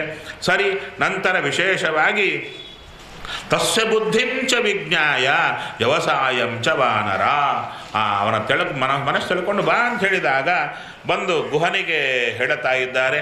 ನಂತರ ವಿಶೇಷವಾಗಿ ಭರದ್ವಾಜಾಶ್ರಮದಲ್ಲಿ ಹೋದಾಗ ಭರದ್ವಾಜರನ್ನು ರಾಮಚಂದ್ರ ಕೇಳಿಕೊಳ್ಳುತ್ತಾನೆ. ಏನು ಬೇಕು ರಾಮಚಂದ್ರ ನಿನಗೆ ಅಂದರೆ, ಏನಿಲ್ಲ, ಇಷ್ಟು ಜನ ಕಪಿಗಳು ಬಂದಿದ್ದಾರೆ, ಅವರಿಗೆ ಊಟ ಬೇಕು. ಅಲ್ಲ ರೀ, ಊಟ ಎಲ್ಲಿಂದೆಲ್ಲಿ ಅಂದರೆ ಭೂಮಿಯಲ್ಲಿ ಈ ಪುಷ್ಪಕ ವಿಮಾನ ಎಲ್ಲೆಲ್ಲಿ ಹೋಗ್ತಾ ಇದೆ ಅಲ್ಲಲ್ಲೆಲ್ಲ ಸಮೃದ್ಧವಾಗಿ ಫಲಗಳು ಬೆಳೆಯಬೇಕು. ಯಾರು ಒಂದೊಂದು ವಾನರಕ್ಕೆ ಹೊಟ್ಟೆ ತುಂಬಿ ಸಾಕಾಗಬೇಕು, ಅಷ್ಟಷ್ಟು ಫಲಗಳು ಬರಬೇಕು. ಹಾಗೆ ಸಮೃದ್ಧ ಆಗಲಿ ಅಂದರೆ ಹೇಳ್ತಾ ಇದ್ದಾರೆ, ಎಲ್ಲೆಲ್ಲಿ ಒಣಗಿದ ಗಿಡಗಳೆಲ್ಲ ಮೇಲಕ್ಕೆ ಬರ್ತಾ ಇದೆ ಅಂತೆ. ಅದ್ಭುತವಾದ ಏನು ಆ ಫಲಗಳು, ಅಕಾರ ಫಲಗಳು ಅದ್ಭುತವಾಗಿ ಬರ್ತಾ ಇವೆ. ರಾಮಚಂದ್ರನ ಕಾರ್ಯ ಎಂಥದ್ದು ಅಂತ ತೋರಿಕೊಡ್ತಾ ಇದ್ದಾರೆ. ಅಂದರೆ ಪುಷ್ಪಕ ವಿಮಾನ ಸೀದಾ ಬರ್ತಾ ಇಲ್ಲ, ಹಸಿವೆ ಆದಾಗೆಲ್ಲ ಇಳಿತಾ ಇದೆ, ಹಣ್ಣುಗಳು ಡಂಪ್ ಮಾಡಿಕೊಳ್ತಾ ಇದ್ದಾರೆ, ತಿಂತಾ ಇದ್ದಾರೆ, ಹೋಗ್ತಾ ಇದ್ದಾರೆ. ಎಲ್ಲರಿಗೂ ಹೊಟ್ಟೆ ತುಂಬ ಹಣ್ಣು, ಏನು ಮಧು ಬೇಕ. ರಾಮಚಂದ್ರನ ಹತ್ರ ಕಡಿಮೆ ಏನಿದೆ? ಆ ರೀತಿಯಾಗಿ ಅಲ್ಲ, ರಾಮಚಂದ್ರನ ಅರ್ಚಕರತ್ರೇ ಏನು ಕಡಿಮೆ ಇರಲ್ಲಂತೆ, ರಾಮಚಂದ್ರನ ಹತ್ರ ಕಡಿಮೆ ಇರುತ್ತಾ? ಹೌದಾ? ಸಲ್ಲವೇ? ಅದನ್ನೇ ಹೇಳ್ತಾ ಇದ್ದಾರೆ. ನಂತರ ವಿಶೇಷವಾಗಿ ಗುಹನಿಗೆ ಹೇಳಿ ನಂತರ ನಂದಿಗ್ರಾಮಕ್ಕೆ ಬರ್ತಾ ಇದ್ದಾರೆ. ದದರ್ಶ ಭರತಂ ದೀನಂ ಕೃಶಂ ಆಶ್ರಮವಾಸಿನಂ. ಕೃಶನಾಗಿದ್ದಾನೆ, ಭರತನನ್ನು ನೋಡುತ್ತಾ ಇದ್ದಾರೆ. ಬಂದು, ಅಯ್ಯ ಏನು ಅಗ್ನಿಯನ್ನು ಇಟ್ಟಿದ್ದಾನೆ, ಇನ್ನು ಬೀಳಬೇಕು. ರಾಮಚಂದ್ರ ಇವತ್ತು ಬಾರದಿದ್ದರೆ ಅಗ್ನಿಯಲ್ಲಿ ಪ್ರವೇಶ ಮಾಡುತ್ತೇನೆ ಅಂತ ಸಿದ್ಧನಾಗಿದ್ದಾನೆ. ಕೃಷ್ಣನಾಗಿದ್ದಾನೆ. ಬೆಂಕಿ ಪಕ್ಕದಲ್ಲಿದೆ, ಅದರ ತೇಜಸ್ಸು ಕಮ್ಮಿ ಇದೆ ಅಂತೆ, ಭರತನ ತೇಜಸ್ಸೇ ಜಾಸ್ತಿ ಇದೆ ಅಂತ ಹೇಳ್ತಾ ಇದ್ದಾರೆ. ಜ್ವಲಂತಮಿವ ಪಾಕಂ ಅಂತ ಹೇಳ್ತಾರೆ. ಇನ್ನು ಹೇಳ್ತಾರೆ ಬ್ರಹ್ಮರ್ಷಿ ಸಮತೇಜಸ್ಸು. ವಾಲ್ಮೀಕಿಗಳು ಸುಮ್ಮನೆ ಶಬ್ದ ಪ್ರಯೋಗ ಮಾಡಲ್ಲ. ರಾಜರು ಎಷ್ಟು ತಪಸ್ಸು ಮಾಡಿದರೂ ರಾಜರ್ಷಿಗಳಾಗ್ತಾರೆ, ಬ್ರಹ್ಮರ್ಷಿಗಳಾಗಲ್ಲ. ವಿಶ್ವಾಮಿತ್ರ ಚರಿತ್ರೆ ಅಂಥದ್ದು. ಬ್ರಹ್ಮರ್ಷಿ ಅಂತೆ ಇದ್ದಾನೆ ಅಂತ ಹೇಳಬೇಕಾದರೆ ಆ ಭರತನಲ್ಲಿ ಎಂಥ ಗುಣಗಳು ಬಂದಿರಬೇಕು. ಬ್ರಹ್ಮರ್ಷಿಗಳಿಗೆ ಸಮಾನವಾದ ಗುಣಗಳು ಬಂದಿವೆ, ಅದಕ್ಕೆ ಬ್ರಹ್ಮರ್ಷಿ ಸಮತೇಜಸಂ ಅಂತ ಹೇಳ್ತಾ ಇದ್ದಾರೆ. ನಂತರ ಹೇಳ್ತಾ ಇದ್ದಾರೆ, ಉವಾಚ ಪ್ರಾಂಜಲಿರ್ವಾಕ್ಯಂ ಹನುಮಾನ್ ಮಾರತಾತ್ಮಜ. ಹೇಳ್ತಾ ಇದ್ದಾರೆ, ಆ ಭರತನಿಗೆ ಜಟೆ ಕಟ್ಟಿದ್ದಾನಂತೆ, ಆ ಜಟೆ ಎಷ್ಟಿತ್ತು ಅಂತ ಅದು ವರ್ಣನೆ ಮಾಡುತ್ತಾರೆ. ಉತ್ತುಂಗ ಜಟಾಧಾರಿಣಂ ಅಂತ ಹೇಳ್ತಾರೆ. ತುಂಬ ಎತ್ತರಕ್ಕೆ ಬಂದುಬಿಟ್ಟಿದೆ. 14 ವರ್ಷ ಕಟ್ಟಿದರೆ ಕೂದಲೊಂದು ಬೆಳೀತಾ ಇರುತ್ತೆ. ಬೆಳೆದ ಕೂದಲನ್ನು ಜಟೆ ಕಟ್ತಾ ಇದ್ದರೆ ಎಷ್ಟು ಜಟೆ ಬೆಳಿಬೇಕು? ಕಟ್ಟಿ ಕಟ್ಟಿ ಕಟ್ಟಿ ಮೇಲಕ್ಕೆ ಹೋಗಿಬಿಟ್ಟಿದೆ ಎಲ್ಲರಿಗೂ ಕೂಡ. ಸರಿ, ಪ್ರಿಯಮಾಖ್ಯಾಮಿ ಕಾಕುತ್ಸ್ಥಂ ಸತ್ವಾಂ ಕೌಶಲಂ ಅಬ್ರವೀತ್. ರಾಮಚಂದ್ರ ಹೇಳಿದ, ತಾನು ಬರ್ತಾ ಇದ್ದೇನೆ ಅಂತ ಹೇಳಿದಾಗ ಏನು ಪಪಾತ ಸಹಸಾ ಹೃಷ್ಟ ಹರ್ಷಾನ್ ಮೋಹ ಮುಪಾಗಮತ್. ಎದ್ದನಂತೆ, ಹೌದಾ ರಾಮ ಬರ್ತಾ ಇದ್ದಾನ ಅಂತ ಕೇಳಿ ಬಿದ್ದು ಬಿಟ್ರಂತೆ. ಏನು ಮೂರ್ಛಾಕ್ರಾಂತದ ಹಾಗೆ ಬಿಟ್ಬಿಡ್ತಾ ಇದ್ದಾರೆ. ದುಃಖ ಜಾಸ್ತಿ ಆದರೂ ಬೀಳ್ತೀವಿ, ಸಂತೋಷ ಜಾಸ್ತಿ ಆದರೂ ಬಿದ್ದೋಗ್ಬಿಡ್ತೀವಿ. ಇದ್ದಕ್ಕಿದ್ದಂತೆ ನಮಗೆ ಫೋನ್ ಬಂದರೆ 20 ಕೋಟಿ ಬಂತು ನಿಮಗೆ ಅಂದರೆ ಬಿದ್ದೋಗಲ್ವಾ? ಆ ಥರ ನಮಗೆ ಹಾಗೆ ಅವರಿಗೆ ರಾಮ ಬಂದರೆ ಬಿದ್ದು ಹೋಗ್ತಾ ಇದ್ದಾರೆ. ನಂತರ ಮುಂದೆ ಹೇಳ್ತಾ ಇದ್ದಾರೆ, ಹನುಮಂತರನ್ನು ಅಪ್ಪಿಕೊಳ್ತಾ ಇದ್ದಾನೆ. ಹೇಳ್ತಾ ಇದ್ದಾರೆ, ಹನುಮಂತನ ಅಪ್ಪಿಕೊಂಡು ಶಿಶೇಚ ಭರತ ಶ್ರೀಮಾನ್ ವಿಪುಲೈಹಿ ಅಶ್ರುಬಿಂದುಭಿ. ತನ್ನ ಕಣ್ಣಲ್ಲಿ ನೀರು ಬರ್ತಾ ಇದೆ, ಆ ನೀರಿನಿಂದ ಹನುಮಂತನಿಗೆ ಅಭಿಷೇಕ ಮಾಡ್ತಾ ಇದ್ದಾರಂತೆ. ನಂತರ ಪ್ರಿಯಾಖ್ಯಾನಸ್ಯ ತೇ ಸೌಮ್ಯ ದದಾಮಿ ಬ್ರುವತಃ ಪ್ರಿಯಂ. ಏನು ಗವಾಂ ಶತಸಹಸ್ರಂ ಚ ಗ್ರಾಮಾಣಾಂ ಚ ಶತಂ ಪರಂ. ನನಗಿದ್ದದ್ದು ಕೊಡ್ತೇನಪ್ಪ, ಯಾಕೆ ನಿನಗೆ ಬೇಕಾಗಿದ್ದು ಯಾವುದೂ ಇಲ್ಲ, ನನಗಿದ್ದದ್ದು ಕೊಡ್ತೇನೆ ಅಂತ ಭರತ ಎಲ್ಲ ಕೊಡ್ತೇನೆ ಅಂತ ಹೇಳ್ತಾ ಇದ್ದಾನೆ. ಸರಿ, ವಿಶೇಷವಾಗಿ ರಾಮಚಂದ್ರ ಬರ್ತಾ ಇದ್ದಾನೆ ಹೀಗೆ ಅಂತ ಏನೇನಾಯಿತು ಎಲ್ಲವನ್ನ ಭರತನಿಗೆ ತಿಳಿಸಿಕೊಟ್ರು. ಸರಿ, ಆವಾಗ ಭರತನಿಗೆ ಸಂತೋಷ ಆಗ್ತಾ ಇದೆ. ಮಂತ್ರಿಗಳನ್ನು ಕಳಿಸ್ತಾ ಇದ್ದಾನೆ. ರಾಮಚಂದ್ರನಿಗೆ ಸತ್ಕಾರ ಅಯೋಧ್ಯೆಯಲ್ಲಿ ಆಗಬೇಕು ಅಂತ ಅದಕ್ಕಾಗಿ ವ್ಯವಸ್ಥೆ. ನಾವೊಂದು ಚಿಕ್ಕ ಪವಮಾನ ಹೋಮಕ್ಕೇನೆ ಎಷ್ಟು ವ್ಯವಸ್ಥೆ ಮಾಡ್ತಾ ಇರ್ತೀವಿ, ಗಡಿಬಿಡಿ ಮಾಡ್ತೀವಿ. ಮತ್ತು ರಾಮಚಂದ್ರ ಬರ್ತಾ ಇದ್ದರೆ ಆ ವ್ಯವಸ್ಥೆಗೆ ಎಷ್ಟು ಗಡಿಬಿಡಿ ಆಗಬೇಕು, ಎಲ್ಲ ವ್ಯವಸ್ಥೆಯನ್ನು ಮಾಡುತ್ತಾ ಇದ್ದಾರೆ. ವಿಶೇಷವಾಗಿ ರಾಮಚಂದ್ರ ಪುಷ್ಕರ ವಿಶೇಷವಾಗಿರತಕ್ಕಂಥ ಪುಷ್ಪಕ ವಿಮಾನವನ್ನು ಇಳಿದು ಬರ್ತಾ ಇದ್ದಾನೆ. ನಂದಿಗ್ರಾಮಕ್ಕೆ ಬಂದ ಕೂಡಲೇ ವಿಮಾನವನ್ನು ಕಳಿಸಿಕೊಟ್ಟ, ನೀ ಹೋಗಿ ಬಾಪ್ಪ ಅಂತ. ಅದು ಕುಬೇರನ ಹತ್ರ ಹೊರಟು ಹೋಯಿತು ಅಂತ ಹೇಳ್ತಾ ಇದ್ದಾರೆ. ನಂತರ ರಾಮಚಂದ್ರ ವಿಶೇಷವಾಗಿ ಭರತನ ಹತ್ರ ಬರ್ತಾ ಇದ್ದಾನೆ. ಭರತ ಸಾಷ್ಟಾಂಗ ನಮಸ್ಕಾರ ಮಾಡ್ತಾ ಇದ್ದಾರೆ. ಹೇಳ್ತಾ ಇದ್ದಾರೆ, ಆ ರಾಮಚಂದ್ರನ ಪಾದುಕೆಯನ್ನು ರಾಮನ ಪಾದಕ್ಕೆ ಕೊಡ್ತಾ ಇದ್ದಾನೆ. ಸ್ವಾಮಿ, ನಿನ್ನ ಪಾದುಕೆ ನಿನಗೆ ಕೊಡ್ತಾ ಇದ್ದೇನೆ, ನಿಂದು ನಿನಗೆ. ನಮ್ಮ ಇಡೀ ಸಾಧನೆ ಏನು ಬದುಕಿನಲ್ಲಿ ಅಂದರೆ, ನೀ ಕೊಟ್ಟದ್ದು ನಿನಗೆ ಕೊಡ್ತಾ ಇದ್ದೇನೆ, ಇಷ್ಟೇ ಸಾಧನೆ. ಅದು ಬಿಟ್ಟರೆ ಇನ್ನೇನೂ ಇಲ್ಲ. ನೀ ಕೊಟ್ಟದ್ದು ನಿನಗೆ, ಅದನ್ನೇ ಕೊಡ್ತಾ ಇದ್ದಾರೆ. ಸ್ವಾಮಿ, ಎಲ್ಲ ನಿನ್ನ ವಿಶೇಷವಾಗಿ ಏನು ರಾಜ್ಯ ಕೊಟ್ಟಿದ್ದೀಯಾ ಹೇಳ್ತಾ ಇದ್ದಾನೆ. ಎತ್ತು ಭಾರ ಹೊರೆಯುವಂತಹದ್ದು ಕರುವಿಗೆ ಭಾರ ಕೊಟ್ಟು ಹೊರಟೋದ್ರೆ ಆ ಕರುವಿನ ಗತಿ ಏನಾಗಿರಬೇಕು? ಹೊರೆಯಲಾರದೆ ಒದ್ದಾಡಬೇಕು. ನಾನು ಹಾಗೆ ಒದ್ದಾಡಿದ್ದೇನಪ್ಪ ಈ ರಾಜ್ಯ ಕಟ್ಟಿಕೊಂಡು. ಅಲ್ಲಯ್ಯ, ನಿಂಗೆ ರಾಜ್ಯದಿಂದ ಸುಖ ಬಂತು ದುಃಖ ಬಂತು, ದುಃಖವೇ ಬಂತು ಸ್ವಾಮಿ, ನನಗೆ ಈ ರಾಜ್ಯ ಬೇಡ, ಏನೂ ಬೇಡ, ನೀನೇ ಕೂತ್ಕೋ, ನಾನಿನ್ನ ಪಕ್ಕದಲ್ಲಿ ಸುಖವಾಗಿರ್ತೇನೆ ಅಂತ ಭರತ ಹೇಳ್ತಾ ಇದ್ದಾನೆ. ಇನ್ನು ಎಲ್ಲರೂ ಬರ್ತಾ ಇದ್ದಾರೆ ಕಪಿಗಳು.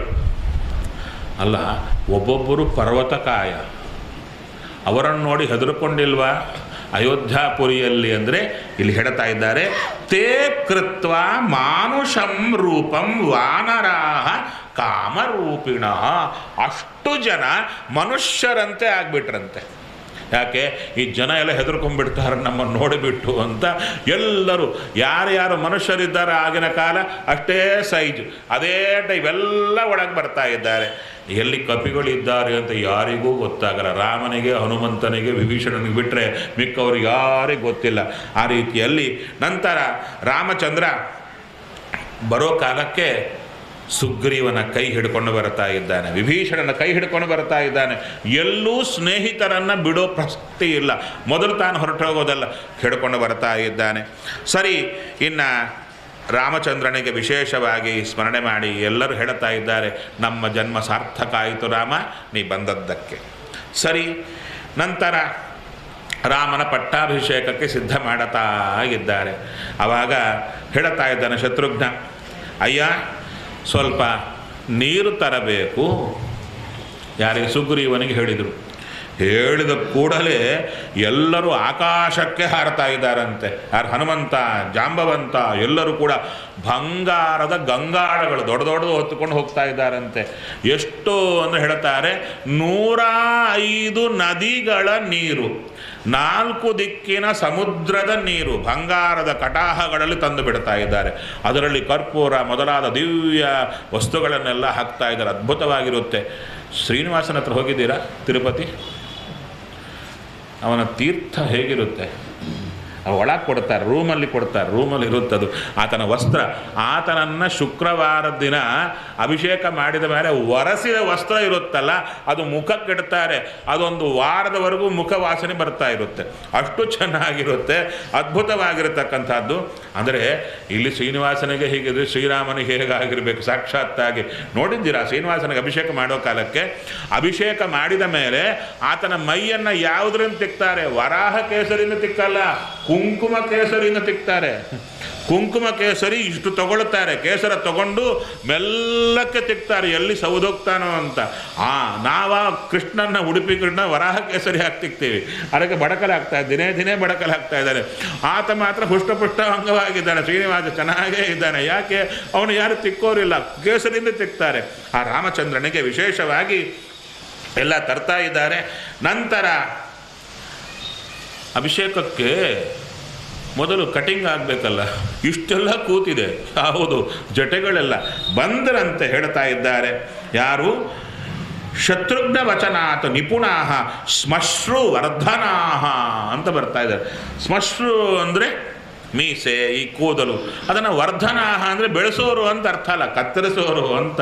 ಅವರಲ್ಲಿ ಬಹಳ ನಿಪುಣರಾಗಿದ್ದರಂತೆ. ಸರಸರ ಬರ್ತಾ ಇದ್ದಾರೆ. ಎಲ್ಲರಿಗೂ ಕೂಡ ಏನು ಕ್ಷೌರ ಕರ್ಮವನ್ನು ಮಾಡುತ್ತಾ ಇದ್ದಾರೆ. ರಾಮಚಂದ್ರ ಶುಭ್ರನಾಗಿ ಹೊಳಿತಾ ಇದ್ದಾನೆ ಅಲ್ವಾ. ರಾಮನ ಕೂದಲೆಷ್ಟಿತ್ತೋ ಅದಕ್ಕಂದ್ರು ರಾಮನಿಗೂ ರಾಮನ ಕೂದಲಿಗೂ ಭೇದ ಇಲ್ಲ, ಕತ್ತರಿಸಲಿಕ್ಕೆ ಆಗಲ್ಲ.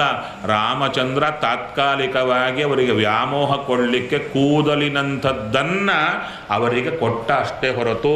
ಯಾಕಂದರೆ ಪುರಾಣ ಕೇಳೋ ಕಾಲಕ್ಕೆ ನಮ್ಮ ಮನೆಯಲ್ಲಿ ಯಾವುದು ಈ ಪಾಲಿಶ್ ಬಂಡೆ ಹಾಕಿರ್ತೀವಿ, ಅದರ ಮೇಲೆ ಎಣ್ಣೆ ಆಗಲಿ ನೀರಿದೆ ಅಂತ ಯಾವಾಗ ಗೊತ್ತಾಗುತ್ತೆ? ಬಿದ್ದ ಮೇಲೆ. ಹಾಗೆ ರಾಮನಿಗೆ ಕೂದಲು ಕಟ್ ಮಾಡಿದರು ಅಂತ ತಿಳ್ಕೊಂಡ್ಬಿಟ್ರೆ ನಮ್ಮ ದೇವರು ಕಟ್ ಮಾಡಿಬಿಡ್ತಾನೆ. ಆದ್ದರಿಂದ ರಾಮನಿಗೆ ಪ್ರಾಕೃತ ವಿಗ್ರಹವಿಲ್ಲ, ಪ್ರಾಕೃತ ಕೂದಲಿಲ್ಲ, ಇಂಥದ್ದಿಲ್ಲ. ಇವರಿಗಾಗಿ ಒಂದಿಷ್ಟು ಅಪ್ಪ ನಿಮಗೂ ಇರಲಿ ಅಂತ ಕಟ್ ಮಾಡಿದಂತ ತೋರಿಸಿಕೊಟ್ಟ. ಆದ್ದರಿಂದ ಇದೆಲ್ಲ ನಾವು ಚಿಂತನೆ, ಪ್ರಧಾನವಾದ ಆಚಾರ್ಯಚನೆ ಕೊಡ್ತಾರೆ. ದೇವರ ಬಗ್ಗೆ ದೋಷ ಚಿಂತನೆ ಚೂರು ಬರಬಾರದು ಅಂತ. ಸರಿ, ರಾಮಚಂದ್ರನ ಒಳ್ಳೆ ವಸ್ತ್ರದಿಂದ ಕರ್ಕೊಂಡು ಬರ್ತಾ ಇದ್ದಾರೆ, ಸೀತಾದೇವಿನ ಕರ್ಕೊಂಡು ಬರ್ತಾ ಇದ್ದಾರೆ. ಅಲ್ಲ ಹೇಳ್ತಾರೆ, ಸೀತಾದೇವಿ ಬರುವ ಕಾಲಕ್ಕೆ ಎಲ್ಲ ಕಪಿಗಳ ಹೆಂಡತಿಯರನ್ನ ಕರ್ಕೊಂಡ್ಬರ್ತಾ ಇದ್ದಾಳಂತೆ. ಅಲ್ಲ, ಬನ್ನಿ ಬನ್ನಿ ನಮ್ಮ ಅಯೋಧ್ಯ ನೋಡಿ ಬನ್ನಿ. ಅಲ್ಲ, ನೀನು ನೋಡಿದ್ದೇ ಇಲ್ವಾ? ನಿಂಗೆ ಗೊತ್ತಲ್ಲ. ನಾನು ನೋಡಿ ಬಹಳ 14 ವರ್ಷ ಆಯಿತು. ಏನೇನಾಯಿತೋ ನೋಡೋಣ ಅಂತ. ನೀವು ಚೆನ್ನೈ ಬಿಟ್ಟು 14 ವರ್ಷ ಆದರೆ ಏನಾಗಿದೋ ನೋಡೋಣ, ಚೆನ್ನೈಯಲ್ಲಿ ಎಲ್ಲೆಲ್ಲಿ ಡೆವಲಪ್ಮೆಂಟ್ ಆಗಿದೆ ನೋಡ್ತೀರಲ್ವ, ಆ ಥರ ಅಯೋಧ್ಯೆಗೆ ಬರ್ತಾ ಇದ್ದಾಳಂತೆ. ಬಂದು ಎಲ್ಲರಿಗೆ ತೋರಿಸ್ತಾ ಬರ್ತಾ ಇದ್ದಾಳೆ. ಎಲ್ಲರೂ ಸಂತೋಷವಾಗಿದ್ದಾರೆ. ಸಿಂಹಾಸನದಲ್ಲಿ ಕೂಡಿಸ್ತಾ ಇದ್ದಾರೆ. ವಸಿಷ್ಠರು ಅಭಿಷೇಕವನ್ನು ಮಾಡುತ್ತಾ ಇದ್ದಾರೆ. ವಸಿಷ್ಠರು ಮಾತ್ರ ಅಲ್ಲ, ವಸಿಷ್ಠರು, ವಾಮದೇವ, ಜಾಬಾಲಿ ಎಲ್ಲರೂ ಬರ್ತಾ ಇದ್ದಾರೆ. ವಿಶೇಷವಾಗಿ ಭಗವಂತನಿಗೆ ಅಭಿಷೇಕ ಮಾಡುತ್ತಾ ಇದ್ದಾರೆ. ಇವರು ಇಲ್ಲಿ ಅಭಿಷೇಕ ಮಾಡುತ್ತಾ ಇದ್ದರೆ ಮೇಲಿಂದ ನೀರು ಬೀಳುತ್ತಾ ಇದೆ. ಯಾರು? ಬ್ರಹ್ಮಾದಿಗಳ ಅಭಿಷೇಕ ಮಾಡುತ್ತಾ ಇದ್ದಾರಂತೆ. ಎಲ್ಲರೂ ಅಭಿಷೇಕ ಮಾಡುತ್ತಾ ಇದ್ದಾರೆ ರಾಮಚಂದ್ರನಿಗೆ. ಕಪಿಗಳೂ ಮಾಡಿದರಂತೆ, ಎಲ್ಲರೂ ಮಾಡಿದರಂತೆ. ಹೇಗೆ ಮಾಡಿದರು ಅಂದರೆ, ಸ್ವಾಮಿಗಳಿಗೆ ಈ ದೀಪಾವಳಿ ಅಂಥ ಕಾಲಕ್ಕೆ, ಅಂದರೆ ಈ ಬಲಿಪಾಡ್ಯಮಿಗೆ ಯಾವಾಗಾರ ಅಭ್ಯಂಗನ ಮಾಡಬೇಕೋ, ಅಭ್ಯಂಗನ ಮಾಡುವಾಗ ಅವರ ಶಿಷ್ಯರೆಲ್ಲ ಸೇರಿ ಎಣ್ಣೆ ಹಚ್ತಾರೆ. ಹೌದಾ? ಎಲ್ಲರೂ ಬರ್ತಾರೆ. ಅವತ್ತು ಚಾನ್ಸು. ಸ್ವಾಮಿಗಳು ಅವ್ರಿಗೆ ಹಚ್ತಾರೆ, ಎಲ್ಲರೂ ಹೋಗಿ ಅವರ ಮೈ ತಿಕ್ಕಿ ಮಾಡುತ್ತಾರೆ. ಹಾಗೆ ಎಲ್ಲರಿಗೂ ಚಾನ್ಸ್ ಸಿಕ್ಕಿದೆ ರಾಮನ ಮೇಲೆ ಅಭಿಷೇಕ ಮಾಡಲಿಕ್ಕೆ. ಎಲ್ಲರೂ ಅಭಿಷೇಕ ಮಾಡುತ್ತಾ ಇದ್ದಾರೆ ಭಗವಂತನಿಗೆ. ಬ್ರಹ್ಮದೇವರು ಕೂಡ ವಿಶೇಷವಾಗಿ ಅನುಗ್ರಹ ಮಾಡಿ ಎಲ್ಲರಿಗೂ ಅವರು ದರ್ಶನ ಕೊಡ್ತಾ ಇದ್ದಾರಂತೆ. ಕಿರೀಟವನ್ನು ತಂದಿದ್ದಾರೆ. ಆ ಕಿರೀಟ ಯಾವುದು ಅಂದರೆ, ಬ್ರಹ್ಮದೇವರು ಇವರ ಪೂರ್ವಿಕರಿಗೆ ಕೊಟ್ಟ ಕಿರೀಟ. ಆ ಕಿರೀಟವನ್ನು ರಾಮಚಂದ್ರನಿಗೆ ಕೊಡ್ತಾ ಇದ್ದಾರೆ ವಿಶೇಷವಾಗಿ. ಅವಾಗ ಹೇಳ್ತಾ ಇದ್ದಾರೆ, ಈ ಕಪಿಗಳೆಲ್ಲ ಬರಲಿಕ್ಕೆ ಟ್ರಾನ್ಸ್ಪೋರ್ಟ್ ಏನಿತ್ತು? ಯಾವ ವೆಹಿಕಲ್ ಮಾಡಿದ್ರು ಇಷ್ಟು ಜನಕ್ಕೆ? ಹೇಳ್ತಾರೆ, ನವನಾಗ ಸಹಸ್ರಾಣಿ. ನಾಗ ಅಂದರೆ ಆನೆ, ಅದರ 1000. ಎಷ್ಟು? 9,000 ಆನೆಗಳನ್ನು ಕಳಿಸಿಕೊಟ್ರಂತೆ. ಯಾವುದರ ಮೇಲೆ ಅವರೆಲ್ಲ ಕಪಿಗಳು ಬರಲಿ ಅಂತ ಅವರನ್ನೆಲ್ಲ ಕರ್ಕೊಂಡು ಬರ್ತಾ ಇದ್ದಾರೆ. ವಿಶೇಷವಾಗಿ ರಾಮಚಂದ್ರ ಎಲ್ಲರಿಗೂ ಕೂಡ ಅವರವರಿಗೆ ಬೇಕಾಗಿದ್ದನ್ನು ಕೊಡ್ತಾ ಇದ್ದಾರೆ. ಅದಕ್ಕೆ ಹೇಳ್ತಾ ಇದ್ದಾರೆ, ಯಾರ್ಯಾರಿಗೆ ಏನೇನು ಕೊಟ್ಟ ಹೇಳ್ತಾರೆ. ಸುಗ್ರೀವಸ್ಯ ಸ್ರಜಂ ದಿವ್ಯಾಂ, ಒಳ್ಳೆ ಮಾಲೆಯನ್ನು ಕೊಟ್ಟನಂತೆ. ವೈಢೂರ್ಯ ಚಿತ್ರವಾಗಿರತಕ್ಕಂಥ ಅದ್ಭುತವಾದ ಮಾಲೆಯನ್ನು ಕೊಡ್ತಾ ಇದ್ದಾರೆ.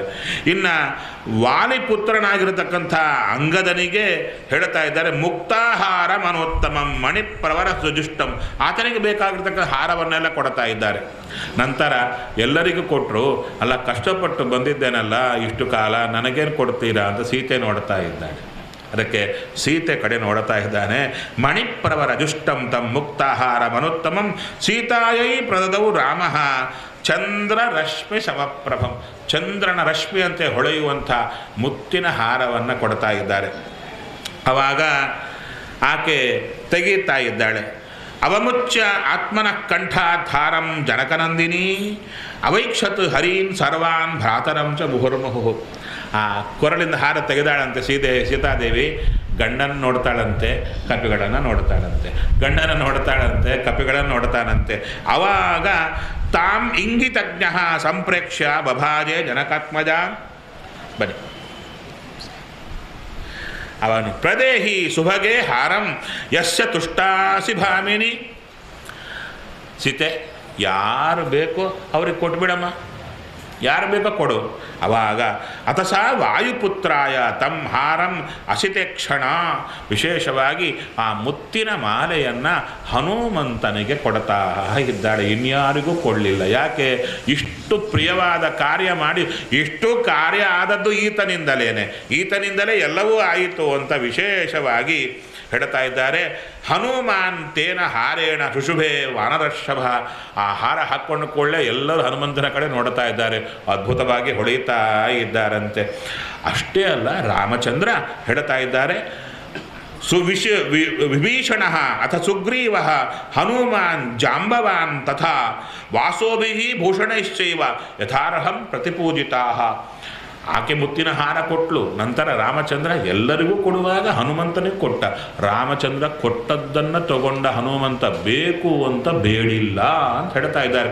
ಮಿಕ್ಕವರೆಲ್ಲ ಬೇಡಿ ತಗೊಂಡ್ರು, ಬೇಡದೇ ಹನುಮಂತನಿಗೆ ಕೊಟ್ಟದ್ದು ಅಂತ ವಿಶೇಷವಾಗಿ ಹೇಳಿದ ಮೇಲೆ ಎಲ್ಲರೂ ಆಯಿತು.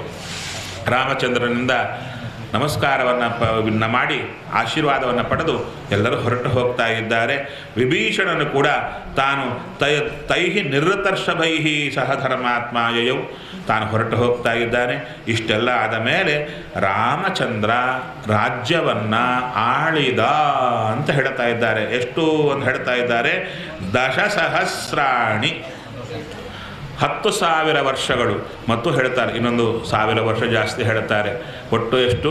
11,000 ವರ್ಷ ರಾಮಚಂದ್ರ ರಾಜ್ಯವನ್ನಾಳಿದ ಅಂತ ಹೇಳಿದಾಗ, ಆ ರಾಮಚಂದ್ರನ ರಾಜ್ಯದಲ್ಲಿ ಯಾರೂ ಕೂಡ ಹೇಳ್ತಾರೆ ವಿಧವೆ ಅನ್ನೋರು ಇದ್ದಿಲ್ಲಂತೆ. ಅಲ್ಲಿ ಯಾರಿಗೂ ಕೂಡ ವ್ಯಾಕುಲ ಇದ್ದಿಲ್ಲಂತೆ. ಅಷ್ಟೇ ಅಲ್ಲ, ನಾವು ವ್ಯಾಧಿಜಂ ಭಯಂ, ವ್ಯಾಧಿಯಿಂದ ಭಯವೇ ರಾಮಚಂದ್ರನ ರಾಜ್ಯದಲ್ಲಿ ಇದ್ದಿಲ್ಲಂತೆ. ಇನ್ನು ಹೇಳ್ತಾ ಇದ್ದಾರೆ, ವಿಶೇಷವಾಗಿ ಅವರಿಗೆ ನಚಸ್ಮ ವೃದ್ಧಾ ಬಾಲಾನಾಂ ಪ್ರೇತ ಕಾರ್ಯಾಣಿ ಕುರ್ವತೆ. ದೊಡ್ಡವರು ಚಿಕ್ಕವರ ಪ್ರೇತ ಕಾರ್ಯ ಮಾಡೋದು ಅನ್ನೋದು ರಾಮನ ರಾಜ್ಯದಲ್ಲಿ ಇದ್ದಿಲ್ಲ ಅಂತ ಚೆನ್ನಾಗಿ ಹೇಳುತ್ತಾರೆ. ಇವಾಗೆಲ್ಲ ರಿವರ್ಸ್ ಆಗಿರುತ್ತೆ, ದೊಡ್ಡವರೇ ಚಿಕ್ಕವರಿಗೆ ಮಾಡುತ್ತಾರೆ, ಚಿಕ್ಕವರು ದೊಡ್ಡವರಿಗೆ. ಸರಿ, ಆದರೆ ದೊಡ್ಡವರು ಚಿಕ್ಕವರಿಗೆ ಮಾಡುತ್ತಾರೆ. ಈ ರೀತಿಯಲ್ಲಿ ಸರ್ವಂ ಮುದಿತಮೇವಾಸೀತ್ ಸರ್ವೋ ಧರ್ಮಪರೋಭವತ್. ಎಲ್ಲರೂ ಧರ್ಮಪರರಾಗಿದ್ದರು, ಎಲ್ಲ ಸಂತೋಷವಾಗಿದ್ದರು ಅಂತ ರಾಮಚಂದ್ರನ ಇದನ್ನು ಹೇಳ್ತಾ ಇಲ್ಲಿ ಮತ್ತು ಹೇಳ್ತಾರೆ 10 ವರ್ಷ ಸಹಸ್ರಾಣಿ 10 ವರ್ಷ ಶತಾನಿ ಚ ಅಂತ ಕೊನೆಗೊಳಿಸ್ತಾ ಇದ್ದಾರೆ. ಹೇಳ್ತಾರೆ, ಆದಿ ಕಾವ್ಯಮಿದಂ, ಈ ವಿಶೇಷವಾಗಿರತಕ್ಕಂಥ ಆದಿ ಕಾವ್ಯವನ್ನು ಯಾರು ಕೇಳುತ್ತಾರೋ, ವಾಲ್ಮೀಕಿನ ಕೃತಂ ಯಶ್ ಶೃಣೋತಿ ಸದಾ ಲೋಕೆ ನರಹ ಪಾಪಾತ್ ಪ್ರಮುಚ್ಯತೆ. ಎಲ್ಲ ಪಾಪಗಳಿಂದ ಅವರು ಮುಕ್ತರಾಗ್ತಾರೆ. ಯಾರು? ನೀವೇ ಕೇಳಿದ್ದೀರಲ್ವಾ? 9 ದಿವಸ ಕೇಳಿದ್ದೀರಲ್ವ? ನಿಮಗೆ ಕುರಿತು ಹೇಳ್ತಾ ಇದ್ದಾರೆ. ಇನ್ನು ಪುತ್ರ ಕಾಮಶ್ಚ ಪುತ್ರಾನ್ವೈ ಧನ ಕಾಮೋ ಧನಾನಿ ಚ ಲಭತೆ ಮನುಜೋ ಲೋಕೆ ಶುತ್ವ ರಾಮಾಭಿಷೇಚನಂ. ಯಾರು ಮಕ್ಕಳು ಬೇಕಾದವರು ಮಕ್ಕಳಾಗ್ತಾರೆ, ದುಡ್ಡು ಬೇಕಾದ್ರೆ ದುಡ್ಡು ಬರುತ್ತೆ, ಏನು ಬೇಕೋ ಎಲ್ಲವೂ ಬರುತ್ತೆ ಅಂತ ಚೆನ್ನಾಗಿ ತಿಳಿಸಿಕೊಟ್ಟಲ್ಲಿಗೆ ವಿಶೇಷವಾಗಿ ರಾಮಾಯಣವನ್ನು ಪೂರ್ತಿ ಮಾಡುತ್ತಾ ಇದ್ದಾರೆ. ಇಲ್ಲಿಗೆ ಪಟ್ಟಾಭಿಷೇಕ ಘಟ್ಟಕ್ಕೆ ನಿಲ್ಲಿಸೋದು ಕ್ರಮ ಈ ರೀತಿ ಪೂರ್ಣ ಮಾಡುತ್ತಾ ಇದ್ದಾರೆ. ವಿಶೇಷವಾದ ಸತ್ಯಸಂಧರು ಪ್ರತಿಷ್ಠಾ ಮಾಡಿದ ಮುಖ್ಯ ಪ್ರಾಣದೇವರ ಸನ್ನಿಧಾನ. ಮಾತಾಡುವ ಮುಖ್ಯ ಪ್ರಾಣ ಅಂತ ಇಲ್ಲಿ ಅವರು ಹೇಳುತ್ತಾರೆ. ಅಂಥ ಮಾತಾಡುವ ಮುಖ್ಯ ಪ್ರಾಣದೇವರ ಮುಂದೆ ನಾವು ಮಾತಾಡಲಿಕ್ಕೆ ಹೋದರೆ ಅದು ಹಾಸ್ಯಾಸ್ಪದ, ಹೌದಲ್ವೇ? ಯಾಕಂದರೆ ಅಲ್ಲಿದ್ದವರವರು, ನಾವು ಅಲ್ಲಿಲ್ಲೇ ಇಲ್ಲ, ಇದ್ದದ್ದನ್ನು ಏನು ಆಚೆ ಈಚೆ ಮಾಡಿ ಹೇಳ್ತಾ ಇರ್ತೇವೆ. ಅದಕ್ಕೆ ಅವರು ಕ್ಷಮಿಸಿ ನಮ್ಮನ್ನು ಇದು ಮಾಡಬೇಕು. ಒಂದು ಕಡೆ ಹೀಗೆ ಒಬ್ಬ ಆಚಾರ್ಯ ಏನೋ ಪ್ರವಚನ ಮಾಡ್ತಾ ಇದ್ರಂತೆ, ಇದೊಂದು ಕಥಾ ಬರುತ್ತೆ. ಆತ ಹೇಳೋ ಕಾಲಕ್ಕೆ ಲಂಕೆಯಲ್ಲಿ ಸೀತಾದೇವಿಯ ಸುತ್ತು ಅದು ಬರುತ್ತೆ, ವರ್ಣನೆ ಬರುತ್ತೆ, ಎಂಥ ಪುಷ್ಪಗಳಿದ್ದು ಅಂತ. ಆತ ಬಿಳಿ ಪುಷ್ಪ ಬಿಳಿ ಪುಷ್ಪ ಅಂತ ಹೇಳ್ತಿದ್ದ. ಪಕ್ಕದಲ್ಲಿ ಒಬ್ಬರು ಕೂತ್ಕೊಂಡಿದ್ರು, ಮುಸುಗು ಹಾಕ್ಕೊಂಡು, ಕಂಬಳಿ ಹಾಕ್ಕೊಂಡು, ಅಲ್ಲೋ ಕೆಂಪು ಪುಷ್ಪ ಅಂದ್ರಂತ. ಆಮೇಲೆ ಈತ ಸ್ವಲ್ಪ ಪ್ರವಚನ ಮಾಡುವನಲ್ಲ, ಸಿಟ್ಟು ಬಂತು. ಎಲ್ರಿ ಬಿಳಿ ಪುಷ್ಪ ಅನ್ನೋದು. ಸಿಟ್ಟಿಗೆ ಎದ್ರಂತವರು ಎದ್ದು, ನೋಡಿದ್ದು ನೀನಾ ನಾನಾ ಅಂದ್ರಂತೆ. ನೋಡಿದ ನೀನಾ ನಾನಾ ಅದು ಕೆಂಪೇ ಇರೋದು ಅಂತ ಹೇಳಿ ಹೊರಟೋದರಂತೆ. ಯಾರೋ ಇವರೇ ಬಂದಿದ್ದರು, ಒಳಗೆ ಕೂತವರೇ ಪ್ರವಚನಕ್ಕೆ ಬಂದಿದ್ದರು ಅಂತ ಹೇಳ್ತಾರೆ. ಆ ರೀತಿಯಲ್ಲಿ ಮುಖ್ಯ ಪ್ರಾಣದೇವರ ಸನ್ನಿಧಾನದಲ್ಲಿ ಒಂದು 8 ದಿವಸಗಳ ಕಾಲ, 9 ಇಲ್ಲ 8 ಆಯ್ತು ಈ ಸಲ, 8 ದಿವಸಗಳ ಕಾಲ ನನಗೆ ಒಳ್ಳೆಯ ಅವಕಾಶ ಸಿಕ್ತು. ಯಾಕಂದರೆ ಈ ಗ್ರಂಥ ನನಗೆ ಬಹಳ ಇಷ್ಟವಾದ್ದು. ಪ್ರವಚನ ಮಾಡಿರ್ತೇನೆ, ಆದರೆ ಮರೆತು ಹೋಗೋದು ನನ್ನ ಧರ್ಮ, ನಾನು ಮರೆತು ಹೋಗಿರ್ತೇನೆ. ಆದ್ದರಿಂದ ಈ 8 ದಿನಗಳ ಕಾಲ ಸತತ ಇದನ್ನು ಪೂರ್ವಾವಲೋಕನ ಮಾಡ್ತಾ ಕೂತದ್ದಕ್ಕೆ ನನಗೂ ಪುಣ್ಯ ಬಂತು. ನಂತರ ಇಲ್ಲಿ ವಿಶೇಷವಾಗಿರತಕ್ಕಂಥ ಪ್ರವಚನ ಗುರುಗಳಿಂದ ಸನ್ನಿಧಾನದಲ್ಲಿ ಮಾಡಿದ್ದಾಯಿತು. ಅದಕ್ಕೆ ವಿಶೇಷವಾಗಿ ಆಹ್ವಾನ ಕೊಟ್ಟು ಏನಿಲ್ಲಿರ್ತಕ್ಕಂಥ ಕೃಷ್ಣ ಮತ್ತು ಅವರ ಸಂಗಡಿ BK ಕೃಷ್ಣ ಅಂತ ಅವರ ಸಂಗಡಿಗರು ಎಲ್ಲರೂ ಸೇರಿಕೊಂಡು 76 ವರ್ಷದಿಂದ ವಿಶೇಷವಾಗಿ ಮುಖ್ಯ ಪ್ರಾಣದೇವರ ಸೇವೆಯನ್ನು ಮಾಡುತ್ತಾ ಇದ್ದಾರೆ. ಪೂರ್ಣ 100 ಪೂರ್ತಿಯಾಗಿ ಇನ್ನೂ ಮುಂದಕ್ಕೆ ಹೋಗಬೇಕು ಅಂತ ಮುಖ್ಯ ಪ್ರಾಣದೇವರಲ್ಲಿ ಪ್ರಾರ್ಥನೆ ಮಾಡ್ತಾರೆ. ಅವರಿಗೆಲ್ಲ ಜ್ಞಾನ, ಭಕ್ತಿ, ವೈರಾಗ್ಯ, ಸಂಪತ್ತು ಬೇಕಲ್ಲ ಮಾಡಲಿಕ್ಕೆ, ಸಾತ್ವಿಕ ಸಂಪತ್ತು, ಹುರುಪು, ಆರೋಗ್ಯ ಎಲ್ಲ ಕೊಟ್ಟು ಅವರಿಂದ ಈ ಕಾರ್ಯ ವಿಶೇಷವಾಗಿ ನಡೆಯಲಿ. ಯಾಕಂದರೆ ರಾಮನವಮಿ ಅಂದರೆ ಏನೋ ಊಟ ತಿಂಡಿ ಇಟ್ಟುಕೊಂಡು ಮೂಡಲ್ಲ, ವಿಶೇಷವಾಗಿ ಜ್ಞಾನ ಕಾರ್ಯ ಪ್ರಧಾನವಾಗಿ ಇಟ್ಕೊಂಡಿದ್ದಾರೆ.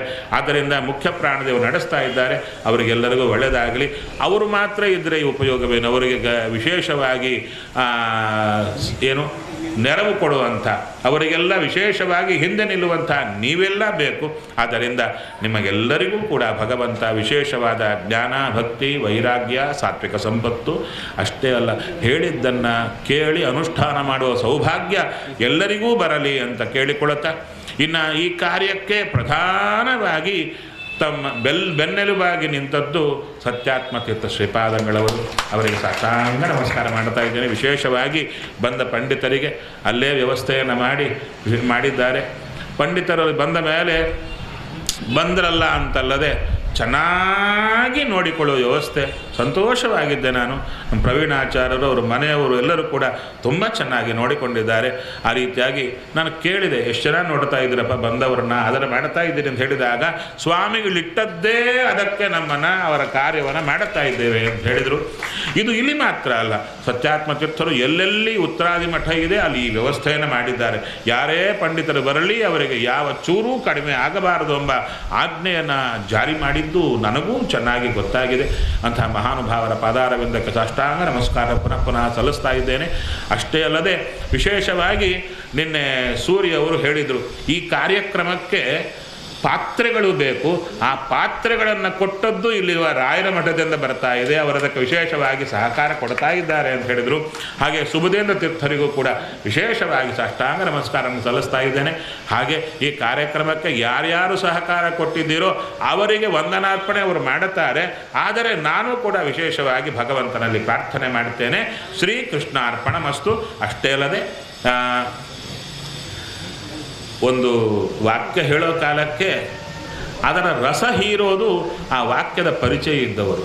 ಅದಕ್ಕೆ ಪ್ರವಚನ ಮಾಡೋ ಕಾಲಕ್ಕೆ ಇಂಥ ಒಳ್ಳೆ ಜ್ಞಾನಿಗಳಾದ ಪಂಡಿತರೆಲ್ಲ ಕೂತಿದ್ರೆ ಪ್ರವಚನ ಮಾಡಿದ್ದು ಸಾರ್ಥಕ ಅಂತಾರೆ.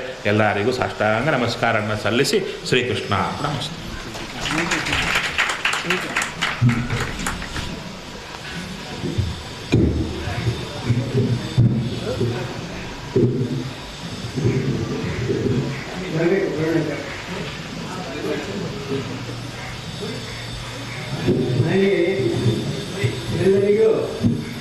ಎಲ್ಲರಿಗೂ ನಮಸ್ಕಾರ.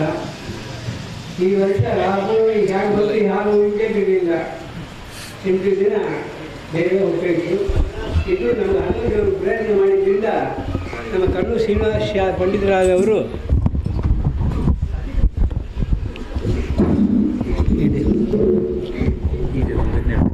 ತಿಳಿಸಿ. ನಾನು ನಿನ್ನೆ ಹೇಳಿದೆ, ನಮಗೊಂದು ಮುತ್ತು ಬಂದಿದೆ ಕೆರೆಗೆ. ಜನರು ಕೇಳಿ ಭಕ್ತಿ ಉಳ್ಳವರೆಲ್ಲ ಕಟ್ಟಿಗೊಳ್ಳಿ ಸೆರಗಲ್ಲಿ ಅಂತೇಳಿ ನಿನ್ನೆ ಹೇಳಿ ಅವ್ರನ್ನ ಹೇಳಿದೆ, ಎಲ್ಲರೂ ಬಂದು ಶ್ರವಣ ಮಾಡಬೇಕು ಅಂತ. ಇವತ್ತು ಎಲ್ಲರೂ ಬಂದಿದ್ದೀರಿ, ನಮಗೆ ಭಾಳ ಸಂತೋಷ ಆಯಿತು. ಈ ಭಾಳ ಬಿಸಿಲು ಇದ್ದಿದ್ದರಿಂದ ನಮ್ಮ ಆಚಾರ್ಯ ಈ ಬಿಸಿಲು ತಡಿಬೋದು. ಯಾಕಂದರೆ ಕರ್ನೂಲು, ಕಡಪ, ರೆಂಟೆಕ್ಕಿಂತೆಲ್ಲ ಮೆಡ್ರಾಸ್ಗಿಂತ ಬಿಸಿಲು ಹೆಚ್ಚವೆ. ಅವರಿಗೆ ಇದು ಅಭ್ಯಾಸ ಆಗಿದೆ. ಇದ್ರೆ ಕೂಡ ಬಿಸಿಲಲ್ಲಿ ನಾವು ಕುಡಿಸ್ಬೋದಲ್ಲ. ಯಾಕೆ ಅವರು ಬಂದಿದ್ದು ನಮ್ಮ ಹನುಮಂತೇವರು ನಮ್ಮ ಪ್ರೇರಣೆ ಮಾಡಿದ್ದರಿಂದ ಅವರು ನಮಗೆ ಸಿಕ್ಕಿದರು. ಹೀಗೆ 8 ದಿನ ಕಾಲ ಅವ್ರ ಪ್ರವಚನ ಎಲ್ಲ ಕೇಳಿ ಧನ್ಯ ಇದ್ದೇವೆ. ಮತ್ತು ಇನ್ನೊಂದು ಹೇಳಿದೆ ನಿನ್ನೆ, ಪಗಟಿ ಮಾಟ ಪನ್ನಿಗೆ ಚೇಟು ಅಂತ. ಬೆಳಿಗ್ಗೆದ್ದು ನಾವು ಮಾತಾಡ್ತಾ ಇದ್ದರೆ ಎಲ್ಲ ಕೆಲಸಕ್ಕೆ ಹಾನಿ ಆಗತ್ತೆ. ರಾತ್ರಿ ಮಾಟ ನಿದ್ರೆ ಗುಜ್ಜೇಟು ಅಂತ. ರಾತ್ರಿ ಮಾತಾಡಿದರೆ ನಿದ್ದೆ ಕೆಡುತ್ತೆ. ಅದಕ್ಕಾಗಿ ನಾನು ಏನಿಲ್ಲ 2 ನಿಮಿಷದಲ್ಲಿ ಮಾತಾಡಿಬಿಟ್ಬಿಡ್ತೀನಿ. ಈ ವರ್ಷ 76ನೇ ವರ್ಷ. ಹೋದ ವರ್ಷ ಶ್ರೀಗಳು ಬಂದಿದ್ದರು. ಬಂದು ನಮ್ಮನ್ನು ಎಲ್ಲರನ್ನೂ ಸಂತೋಷಪಡಿಸಿ ಇಲ್ಲಿ ಪ್ರವಚನ ಮಾಡಿದರು. ಅದೇ ಪ್ರಕಾರ ಅವರಿಗೆ ಮುಂಚೆ ಬಂದು ಸತ್ಯ ಪ್ರಮೋದ ತೀರ್ಥ ಶ್ರೀಪಾದಂಗಳು ಬಂದಿದ್ದು ಇಲ್ಲಿ ನಡೆಸಿಕೊಟ್ಟಿದ್ದಾರೆ ರಾಮನವಮಿಯನ್ನು. ಎಲ್ಲ ಇವರು ರಾಮನವಮಿ ಮತ್ತು ಇನ್ನೇನಾರ ಸ್ವಾಮಿಗಳು ಆರಾಧನೆಯಿಂದ 1 ಗಂಟೆ 2 ಗಂಟೆ ಅಂತ ಊಟ ಆಗುತ್ತಂತ ಅನುಮಾನ ಪಡ್ತಾಯಿದ್ರು ಎಲ್ಲರೂ ಭಕ್ತರೆಲ್ಲ. ಆದರೆ ನಮ್ಮ ಪ್ರವೀಣಾಚಾರ್ಯ ಬಂದ ಮೇಲಕ್ಕೆ ಮಠದಲ್ಲಿ 11 ಗಂಟೆಗೆ ನೈವೇದ್ಯ ತೀರ್ಥ ಪ್ರಸಾದ ಆಗತ್ತೆ. ಅದೇ ಥರ ರಾಮನವಮಿ ಇವತ್ತು ಬಂತು. ಈ ಸತ್ಯಧ್ಯಾನ ತೀರ್ಥರು ಆರಾಧನೆ ಸೇರಿ ಬರೋದ್ರಿಂದ ಅಲಂಕಾರ ಪಂಕ್ತಿ ಇದೆ ಅಂದರೆ ಅಲಂಕಾರ ಪಂಕ್ತಿ 11 ಗಂಟೆಗೆಲ್ಲ ಆಗಬೇಕು ಅಂಥೇಳಿ ಏರ್ಪಾಡು ಮಾಡಿದ್ದೆವು. 11 ಗಂಟೆಗೆ ಎಲ್ಲರೂ ಈಗ ಮಂಗಳಾಯಿ ಫಲಮಂತ್ರ ಕೊಟ್ಟ ತಕ್ಷಣ ಎಷ್ಟೋ ಜನ ನಾವು ತೀರ್ಥ ಪ್ರಸಾದಕರ ಎದುರು ಹೇಳಿಲ್ಲ, ಎಲ್ಲರಿಗೂ ವ್ಯವಸ್ಥೆ ಮಾಡಿದೆ. ಎಲ್ಲರೂ ಬಂದಿದ್ದು 11:30 ಅಲಂಕಾರ ಪಂಕ್ತಿ ಕೂತದೆ. 12 ಗಂಟೆ ಒಳಗೆ ಎಲ್ಲರಿಗೆಲ್ಲ ಹಾಕ್ತಾರೆ. ಖಂಡಿತ ಎಲ್ಲರೂ ಬಂದು ನೀವೆಲ್ಲ ಸ್ವೀಕಾರ ಮಾಡಬೇಕು ಪ್ರಸಾದವನ್ನು ಅಂತ ಹೇಳ್ಕೊಳ್ತಾನೆ. ಮುಂದಿನ ವರ್ಷ ನಮ್ಮ ಹನುಮಂತಿಯವರು ಯಾರನ್ನ ಪ್ರೇರಣೆ ಮಾಡ್ತಾರೋ ನಮಗೆ ಗೊತ್ತಿಲ್ಲ. ಅದು ಹನುಮಂತಿಯವ್ರ ಇಚ್ಛೆ. ಯಾವಾಗೂ ನಾವು ನಮ್ಮ ಸಭಾ ಒಳಗೆ ತಿರುಚಾನೂರು ಸಭಾ ಒಳಗೆ ಆಚಾರ್ಯಗಳನ್ನು ನೋಡಿ ರಾಮಾಯಣ ಹೇಳೋಕ್ಕೆ ಯಾವ ಆಹ್ವಾನ ಕೊಡ್ತಾ ಇದ್ದೇವೆ. ಆದರೆ ಈಗ 4-5 ವರ್ಷ ನಾವು ಪುಟ್ಟಪ್ಪ ಇರಲಿಲ್ಲ. ಅವರಿದ್ದರೆ ಅವರೇ ಏರ್ಪಾಡು ಮಾಡ್ತಾಯಿದ್ರು. 5 ವರ್ಷವಾಗಿ ಪುಟ್ಟಪ್ಪ ಇಲ್ಲ ಮೇಲಕ್ಕೆ ಈಗ ನಮ್ಮ ಪ್ರಸಾದು ಮತ್ತು ಸೂರ್ಯ ಅವರಿಬ್ಬರು ದ್ವಾರಪಾಲಕರಂಗೆ ನಮಗೆ ಅವರು ಉಪನ್ಯಾಸ ಪಂಡಿತರನ್ನ ಏರ್ಪಾಡು ಮಾಡ್ತಾಯಿದ್ದಾರೆ. ಮುಂದಿನ ವರ್ಷ ಯಾರು ಬರ್ತಾರೋ ಇದೇ ಥರನಲ್ಲಿ ಇದು ವಿಕಾರನಾಮ ಸಂವತ್ಸರ ಆಯಿತು. ಹರವಾರಿ ಮತ್ತು ಪ್ಲವ ಶೋಭಕೃತಿ ಇದು ವರ್ಷ ಎಲ್ಲ ತುಂಬ ಗ್ರ್ಯಾಂಡಾಗಿ ಇಲ್ಲಿ ನಡಿಬೇಕು ಅಂತ ನಾನು ಹನುಮಂತಿಯವ್ರನ್ನ ಪ್ರಾರ್ಥನೆ ಮಾಡ್ತಾ ಇರ್ತೇನೆ. ಇವಾಗ ಮಂಗಳ ಅಂದ ತಕ್ಷಣ ಯಾರ್ಯಾರು ಪಂಚಾಮೃತ ಸೇವೆ ಕೊಟ್ಟಿದ್ರಲ್ಲೋ ಅವರೆಲ್ಲ ಪಂಚಾಮೃತನ ತಗೊಂಡು ಅಲ್ಲಿ ನೇರ ಮಠಕ್ಕೆ ಬರಬೇಕನ್ನೋ ಕೇಳಿಕೊಳ್ಳುತ್ತೇನೆ. ಒಂದು ಮಾತು ನಮ್ಮ ಪ್ರವೀಣಾಚಾರ್ಯ ಮಾತಾಡ್ತಾರೆ.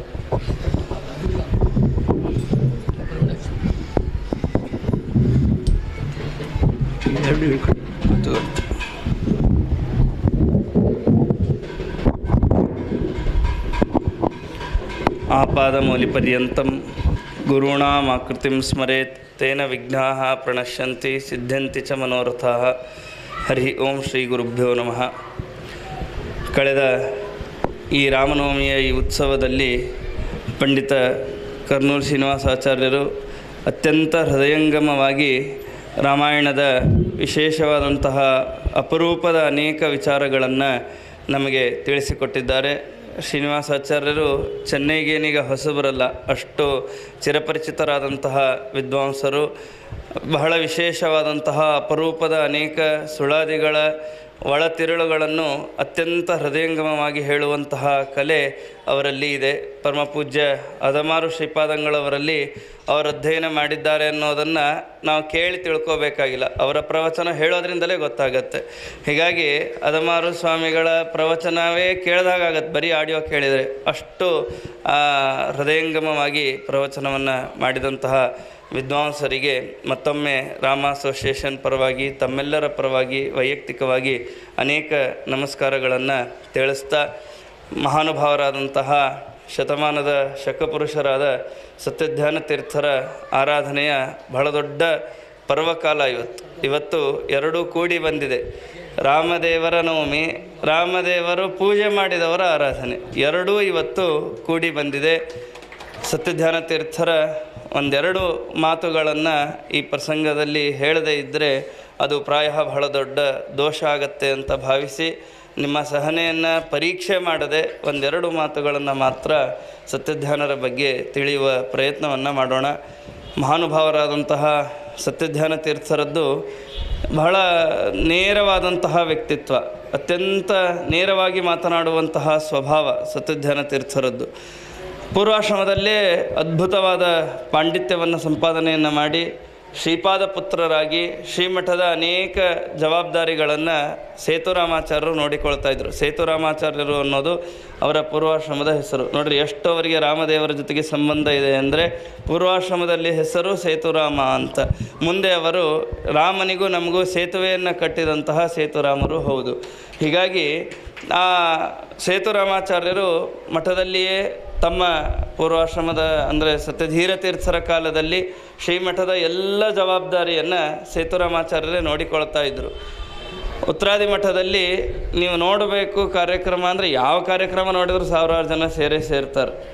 ಈಗ ನಾವೆಲ್ಲ ಇನ್ನೇನು ಕಂಚಿಯ ಚಾತುರ್ಮಾಸ್ಯದ ಹೊಸ್ತಿಲಲ್ಲಿ ಇದ್ದೀವಿ. ನಮ್ಮ ಸ್ವಾಮಿಗಳು ವಿಶೇಷವಾಗಿ ನಮ್ಮ ತಮಿಳುನಾಡಿನ ಮೇಲೆ ಬಹಳ ಅನುಗ್ರಹ ಮಾಡ್ತಾ ಇದ್ದಾರೆ. ಹೋದ ವರ್ಷ ಯುಗಾದಿ ತಮಿಳುನಾಡಲ್ಲೇ ಆಯಿತು, ದೀಪಾವಳಿ ತಮಿಳುನಾಡಲ್ಲೇ ಆಯಿತು, ಈ ವರ್ಷ ಚಾತುರ್ಮಾಸ್ಯವೇ ತಮಿಳುನಾಡಲ್ಲಿ ಆಗ್ತಾ ಇದೆ. ಸ್ವಾಮಿಗಳು ಈ ವರ್ಷ ಕಂಚಿಯಲ್ಲಿ ಚಾತುರ್ಮಾಸ್ಯಕ್ಕೆ ಕೂಡುವವರಿದ್ದಾರೆ. ಅದರ ಮೀಟಿಂಗಲ್ಲಿ ನಾವು ಮಾತಾಡ್ತಾ ಇದ್ವಿ.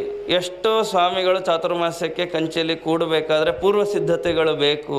ಅಂದರೆ ಸರಿಸುಮಾರು ಈಗ ಸ್ವಾಮಿಗಳು ಚಾತುರ್ಮಾಸ್ಯಕ್ಕೆ ಕೂಡ್ಲಿಕ್ಕೆ ಒಂದು 3 ಕೋಟಿ ಬೇಕಾಗಿದೆ. ಯಾಕೆ ಅಂದರೆ ಎಸ್ಟಿಮೇಟ್ ಹೇಗಿದೆ ಅಂದರೆ, ಒಂದು ದಿನಕ್ಕೆ ಕಡಿಮೆ ಅಂದರೆ 1000 ಜನ ಊಟಕ್ಕಾಗುತ್ತೆ, ತುಂಬ ಕಡಿಮೆ ಅಂದರೆ 1000 ಜನ ಅಂತ ಲೆಕ್ಕ ಹಿಡಿದಿದ್ದಾರೆ. ಅಷ್ಟು ಜನಕ್ಕೆ ಊಟಕ್ಕೆ ಕೂಡ್ಲಿಕ್ಕೆ ಜಾಗ ಬೇಕು, ಅದಕ್ಕೆ ಗ್ರೌಂಡ್ ಬೇಕು, ಶೀಟ್ ಬೇಕು. ಈ ಅಸೋಸಿಯೇಷನವ್ರು ಕೇಳ್ರಿ ಎಷ್ಟು ಕಷ್ಟ ಅಂತ ಗೊತ್ತಿರುತ್ತೆ, ಈ ರೋಡಲ್ಲಿ ಪೆಂಡಾಲ್ ಹಾಕಿ ಇದನ್ನು ಮಾಡೋದೆಲ್ಲ. ಹಾಗೆ 2 ತಿಂಗಳು ಪೂರ್ತಿ ನಡಿಬೇಕು. ಅದು ಜನಗಳು ಹೆಚ್ಚು ಕಮ್ಮಿ ಆಗ್ತಾನೆ ಇರುತ್ತೆ, ಕಮ್ಮಿ ಆಗೋದು ಕಮ್ಮಿನೇ, ಹೆಚ್ಚಾಗೋದೇ ಜಾಸ್ತಿ. ಹೀಗೆ ಸತ್ಯಪ್ರಮೋತೀರ್ಥರು ಯಾವಾಗಲೂ ಒಂದು ಮಾತು ಹೇಳ್ತಾ ಇದ್ರಂತ, ಯಾವಾಗಲೂ ಉತ್ತರಾದಿ ಮಠದ ಪೀಠದಲ್ಲಿ ಕೊಡೋರಿಗೆ 3 ಇರಬೇಕಂತ. ಒಂದು ಸತತ ಪಾಠ ಹೇಳುವಂತಹ, ವಾಕ್ಯಾರ್ಥ ಮಾಡುವಂತಹ ಶಕ್ತಿ. ಇನ್ನೊಂದು ಮುದ್ರಾ ಕೊಡೋ ಶಕ್ತಿ, ಅದೇ ದೊಡ್ಡ ಶಕ್ತಿ. ನೀವು ಆಷಾಢ ಏಕಾದಶಿಗೆ ಒಂದು ಸಾರಿ ಬೆಂಗಳೂರಿಗೆ ಹೋಗ್ರಿ ಗೊತ್ತಾಗುತ್ತೆ. ಆಮೇಲೆ ಮಂತ್ರಾಕ್ಷತೆ ಕೊಡಬೇಕು. ಈ ಜನ ಪಾದ ಪೂಜೆಗೆ ಮಂತ್ರಾಕ್ಷತೆ ಇಸ್ಕೊಂಡ್ರೆ ಮತ್ತೆ ಹಾಗೆ ಇರ್ತಾರೆ, ಊಟ ಆದಮೇಲೆ ಮತ್ತೆ ಮಂತ್ರಾಕ್ಷತೆಗೆ ನಿಲ್ತಾರೆ, ಅದು ಬೇರೆಯೇ ಅಂದ್ಕೊಂಡ್ಬಿಡ್ತಾರೆ. ಹೀಗೆ ಅದಕ್ಕೆ ಬಹಳ ದೊಡ್ಡ ಶಕ್ತಿ ಇದಕ್ಕೆ ಬೇಕು. ಇನ್ನು ವಾಕ್ಯಾರ್ಥ, ಬರವಣಿಗೆ, ಉಪವಾಸ, ತಿನ್ನೋದಿಲ್ಲ, ಏನಿಲ್ಲ, ಹೀಗೆಲ್ಲ ಇರುತ್ತೆ. ಸೇತುರಾಮಾಚಾರ್ಯರು ಒಳ್ಳೆ ದೊಡ್ಡ ಆಳಂತವರು. ಸತ್ಯಧೀರರ ಕಾಲಕ್ಕೆ ಮಹಾಸಮರಾಧನೆಗೆ ಆಗಿನ ಕಾಲಕ್ಕೆ ಭಾರಿ ಜರದಂಚಿನ ಶಾಲುಗಳು, ಅಂದರೆ ಬಂಗಾರದ ಜರಿ ಇರುವಂತಹ ಶಾಲುಗಳನ್ನೇ ಪಂಡಿತರಿಗೆ ಕೊಡ್ತಾಯಿದ್ರು. ದೊಡ್ಡ ದೊಡ್ಡ ಬೆಳ್ಳಿ ತಂಬಿಗೆಗಳು, ಶಾಲು, ಭಾರಿ ಬೆಲೆ ಬಾಳುವಂತಹ ಶಾಲುಗಳು. ಅದನ್ನು ತರೋ ಜವಾಬ್ದಾರಿ ಎಲ್ಲ ಸೇತುರಾಮಾಚಾರ್ಯರು ತಂದು ಸ್ವಾಮಿಗಳ ರೂಮಲ್ಲಿ ಇಟ್ಟಿದ್ದರು. ಬೇರೆ ಕೆಲಸದ ಮೇಲೆ ಸೇತುರಾಮಾಚಾರ್ಯ ಹೊರಗೆ ಹೋದಾಗ ಸತ್ಯಧೀರ ತೀರ್ಥರ ಹತ್ರ ನೀರು ಕಾಯಿಸುವ ಒಬ್ಬ ಆಳು ಬಂದಂತ. ಅವನು ಬಂದು ಅವನು ಕೇಳ್ಕೊಂಡಂತ, ಅಳ್ತಾ ಕೂತ್ಕೊಂಡ್ಬಿಟ್ಟು ನಾನು ಸತ್ಯಧೀರ ಹತ್ರ. ಯಾಕೆ ಅಳ್ತಾ ಇದ್ದಿ ಅಂತ ಕೇಳಿದರು. ಇಲ್ಲ, ಪ್ರತಿ ವರ್ಷ ಪಂಡಿತರಿಗೆ ಶಾಲು ಕೊಡ್ತೀರಿ, ಅವ್ರು ಹೊಚ್ಕೋತಾರೆ, ನಾವ್ಯಾವತ್ತು ಹೊತ್ಕೊಳ್ಳೋದು ಇದನ್ನು, ನಮಗೂ ಅದನ್ನು ಹೊತ್ಕೋಬೇಕು ಅಂತ ಆಸೆ ಇದೆ ಅಂತ ಅಳ್ತಾ ಕೂತ್ಕೊಂಡಂತ. ಈ ಪೀಠದಲ್ಲಿ ಬರೋರಿಗೆಲ್ಲ ಶಿಷ್ಯವಾತ್ಸಲ್ಯ ಜಾಸ್ತಿ, ಮಹಾಕರುಣೆ ಶಿಷ್ಯರ ಮೇಲೆ. ಸರಿ, ಪಾಪ ಕೇಳ್ತಾ ಇದ್ದಾನಲ್ಲ ಅಂತ ಒಂದು ಶಾಲ್ ತೆಗೆದು ಅವನಿಗೆ ಹೊಚ್ಚಿ ಹೇಳಿದ್ರಂತ, ಯಾರಿಗೂ ತೋರಿಸ್ಬೇಡ, ಹೊರಗಡೆ ಇದನ್ನು ಒಳಗಿಟ್ಕೋ ಅಂತ. ಈ ದೊಡ್ಡವ್ರ ಹತ್ರ ಈಸ್ಕೊಳ್ಳೋದೇ 4 ಜನಕ್ಕೆ ತೋರಿಸ್ಲಿಕ್ಕೆ. ಹೊರಗೆ ಬಂದ, ಶಾಲ್ ಹೊಚ್ಕೊಂಡು ಓಡಾಡ್ಲಿಕ್ಕೆ ಶುರು ಮಾಡ್ದ. ಅಕ್ಕಪಕ್ಕ ಇದ್ದ ಇನ್ನು ಉಳಿದ ಮಠದ ಸೇವಕರು, ಪರಿಚಾರಕರು, ಯಾರು ಕೊಟ್ಟರು? ಸ್ವಾಮಿಗಳು ಕೊಟ್ಟರು ನನಗೆ. ಅವ್ರಿಗೆ ಕೋಪ ಬಂತಂತ. ಸ್ವಾಮಿ ಹತ್ರ ಹೋದ್ರಂತ, ಸ್ವಾಮಿ ನಾವೇನು ಕಡಿಮೆ ಮಾಡೀವಿ, ನಾವು ಇಷ್ಟು ವರ್ಷದಿಂದ ಮಠದ ಸೇವೆಯನ್ನು ಮಾಡ್ತಾ ಇದ್ದೀವಿ, ನಮಗೂ ಬೇಕು. ಸರಿ, ಎಲ್ಲರಿಗೂ ಕೊಟ್ಬಿಟ್ಟಿದ್ದಾರೆ. ಇನ್ನೂ 4-5 ದಿನ ಇದೆ ಮಹಾಸಮರಾಧನೆಗೆ. ಆಗ ಸೇತುರಾಮಾಚಾರ್ಯ ಹೊರಗೆ ಹೋದವರು ವಾಪಸ್ಸು ಊರಿಗೆ ಬರ್ತಾರೆ. ದೂರದಿಂದ ನೋಡಿದರೆ ಎಲ್ಲಿ ನೋಡಿದರೂ ಬಣ್ಣದ ಶಾಲು ಹಚ್ಕೊಂಡು ಓಡಾಡ್ತಾ ಇದ್ದಾರೆ. ಅವರಿಗೆ ಯೋಚನೆ ಬಂತಂತ, ಇಷ್ಟು ಬೇಗ ಯಾಕೆ ಪಂಡಿತರು ಬಂದರು, ಮಹಾಸಮರಾಧನೆಗೆ ಇನ್ನೂ 4 ದಿನ ಇದೆ ಅಲ್ಲ ಅಂತ. ಹತ್ತಿರ ಬಂದು ನೋಡಿದರೆ ನೀರು ಕಾಯಿಸೋನು, ಕಟ್ಟಿಗೆ ಹಾಕೋನು, ಇವರೆಲ್ಲ ಶಾಲು ಹಚ್ಕೊಂಡು. ಹಾಗೆಲ್ಲ ಶಾಲು ಹಚ್ಕೋಬೇಕು ಅಂದರೆ ಅದೊಂದು ದೊಡ್ಡ ಭಯ ಇರೋದು. ಸಾಮಾನ್ಯರ್ಯಾರು ಆ ಶಾಲುಗಳನ್ನು ಹೊತ್ಕೋತಾ ಇರಲಿಲ್ಲಂತ, ಪಂಡಿತರೇ ಹೊತ್ಕೋಬೇಕಾದಂತಹ ಶಾಲುಗಳು. ಹಾಗಿದ್ದು ಬೈತಾರಂತ. ಬೈಯುವಾಗ ಸತ್ಯಧೀರ ತೀರ್ಥರು ಅದನ್ನು ನೋಡಿ ಕರೆದು ಹೇಳ್ತಾರಂತ, ಪ್ರತಿ ವರ್ಷ ಪಂಡಿತರಿಗೆ ಕೊಡ್ತೀವಿ, ಪಾಪ ಇಡೀ ಜೀವನ ಮಠಕ್ಕಾಗಿ ಇಟ್ಟಿರ್ತಾರೆ ಇವರು, ಇಡೀ ಜೀವನ ಮಠಕ್ಕಾಗಿ ಇಡಬೇಕಲ್ಲ, ಇಡೀ ತಮ್ಮ ಬಂಧು ಬಳಗ ಎಲ್ಲ ಬಿಟ್ಟು ಇವರಿಗೇನು ಮಾಡ್ತೀವಿ, ಅದಕ್ಕೆ ಪಂಡಿತರಿಗೆ ಮತ್ತೆ ತರಿಸಿದ್ರಾಯ್ತು, ಅದಕ್ಕೆ ಇವ್ರಿಗೆ ಕೊಟ್ಟಿದ್ದೀವಿ ಅಂತ. ಸತ್ಯಧೀರರಿಂದ ಆ ವಾತ್ಸಲ್ಯವನ್ನು ಪಡೆದಂತಹ ಸೇತುರಾಮಾಚಾರ್ಯರು ಆಶ್ರಮ ಆದ ಮೇಲೆ ಶಿಷ್ಯವಾತ್ಸಲ್ಯ ಅಂದರೆ ಅಷ್ಟು ಶಿಷ್ಯವಾತ್ಸಲ್ಯ. ಸೇತುರಾಮಾಚಾರ್ಯರಲ್ಲಿ ಸತ್ಯಧ್ಯಾನರಲ್ಲಿ ಶಿಷ್ಯವಾತ್ಸಲ್ಯವೂ ಹಾಗೆ. ಪರವಾದಿ ನಿಗ್ರಹ ಮಾಡೋದ್ರಲ್ಲಿಯೂ ಅಷ್ಟೇ ನಿಷ್ಠರು. ಅದರಲ್ಲಿ ರಾಜಿನೇ ಆಗ್ತಿರ್ಲಿಲ್ಲಂಥವ್ರು. ಸ್ನಾನಕ್ಕೆ ಅಂತ ಎದ್ದಿದ್ದಾರೆ, ಒದ್ದೆ ಕೊಪ್ಪಿನ ಉಟ್ಕೊಂಡು ಇನ್ನೇನು ಸ್ನಾನಕ್ಕೆ ಕೂಡಬೇಕು. ಆಗ ವಾಕ್ಯಾರ್ಥಕ್ಕೆ ಯಾರೋ ಬಂದಿದ್ದಾರೆ ಅಂತ ದಿವಾನರು ತಿಳಿಸಿದರೆ ತಕ್ಷಣ ಸ್ನಾನ ಮಾಡೋದು ಬಿಟ್ಟು, ಮಧ್ಯಾಹ್ನ 12 ಗಂಟೆ ಆಗಿದೆ, ರಾಮದೇವರ ಪೂಜೆ ಬಿಟ್ಟು ವಾಕ್ಯಾರ್ಥಕ್ಕೆ ಹೊರಟುಬಿಟ್ರಂತ. ದಿವಾನರು ಹೇಳಿದ್ರಂತ, ಪೂಜೆ ಊಟ ಆಗಿಬಿಡಲಿ, ನೀವು ಆಮೇಲೆ ಎಷ್ಟೊತ್ತರ ವಾಕ್ಯಾರ್ಥ ಮಾಡಿರಿ, ಆ ವಾಕ್ಯಾರ್ಥ ನಮ್ಗೆ ಅರ್ಥ ಆಗಲ್ಲ ಬಿಡಲ್ಲ, ಹೀಗಾಗಿ ನೀವೇನಾದರೂ ಮಾಡ್ಕೊಳ್ರಿ, ಪೂಜೆ ಮುಗಿಸ್ಬಿಡ್ರಿ ಅಂದರೆ.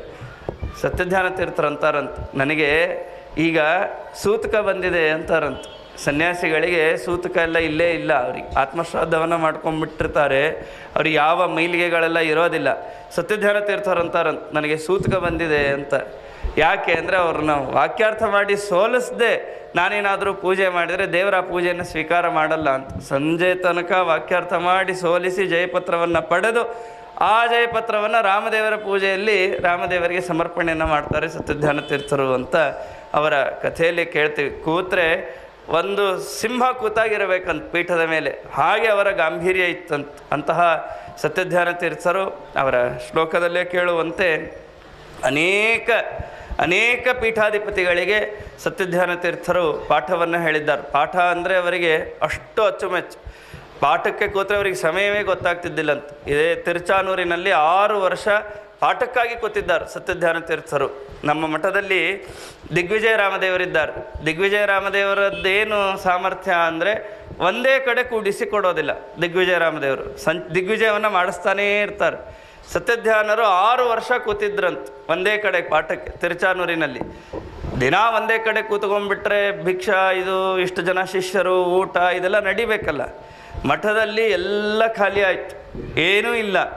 ಎಷ್ಟರ ಮಟ್ಟಿಗೆ ಅಂದರೆ ಬಿಸಿಲುಗಾಲ, ಒಂದು ದಿನ ಶಿಷ್ಯ ಸೌತೆಕಾಯಿ ಬೇಕು ಅಂತ ದಿವಾನರಿಗೆ ಕೇಳಿದರೆ ದಿವಾನರು ಪೆಟ್ಟಿಗೆ ತೆಗೆದು ನೋಡಿದರೆ ಸೌತೆಕಾಯಿ ಕೊಡಿಸ್ಲಿಕ್ಕೆ ಮಠದಲ್ಲಿ ದುಡ್ಡಿರಲಿಲ್ಲ.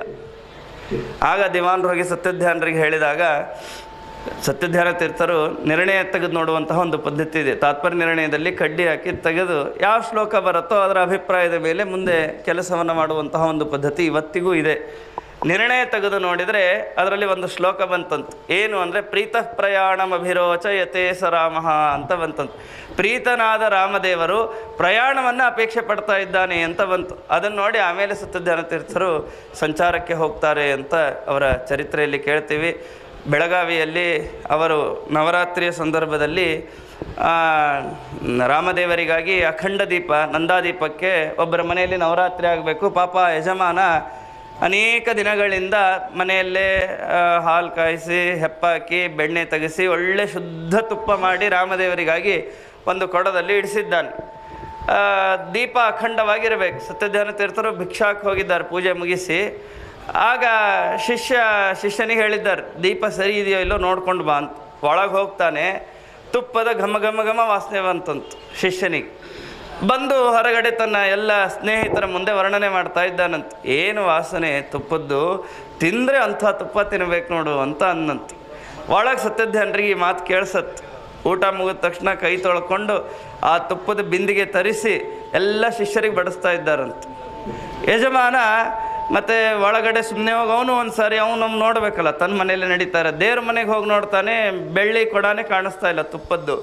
ಭಯಪಟ್ಟು ಓಡಿ ಬಂದು ನೋಡ್ತಾನೆ, ಸತ್ಯಧ್ಯಾನ ತೀರ್ಥರು ಶಿಷ್ಯರಿಗೆ ಬಡಿಸ್ತಾ ಇದ್ದಾರೆ. ಈ ಬಡಿಸೋದಂದರೆ ಚಮಚ, ಸೌಟು ಇಲ್ಲೇ ಇಲ್ಲ, ದೊಡ್ಡ ದೊಡ್ಡ ಹಿಡಿಕೆ ಪಾತ್ರೆಯಿಂದ ತುಪ್ಪ ಹಾಕೋದು. ಹಾಗೆ ಬಡಿಸ್ತಾ ಇದ್ದರೆ ಆ ಯಜಮಾನ ಕೇಳಿದಂತೆ, ಏನು ಸ್ವಾಮಿ, ರಾಮದೇವರಿಗೆ ಅಂತ ನಾನು ಎಷ್ಟು ದಿವಸದಿಂದ ಸಂಗ್ರಹ ಮಾಡಿ ಸಿದ್ಧ ಮಾಡಿ ಇಟ್ಟ ತುಪ್ಪ ನೀವು ಊಟಕ್ಕೆ ಬಳಸ್ತಾ ಇದ್ದೀರಲ್ಲ.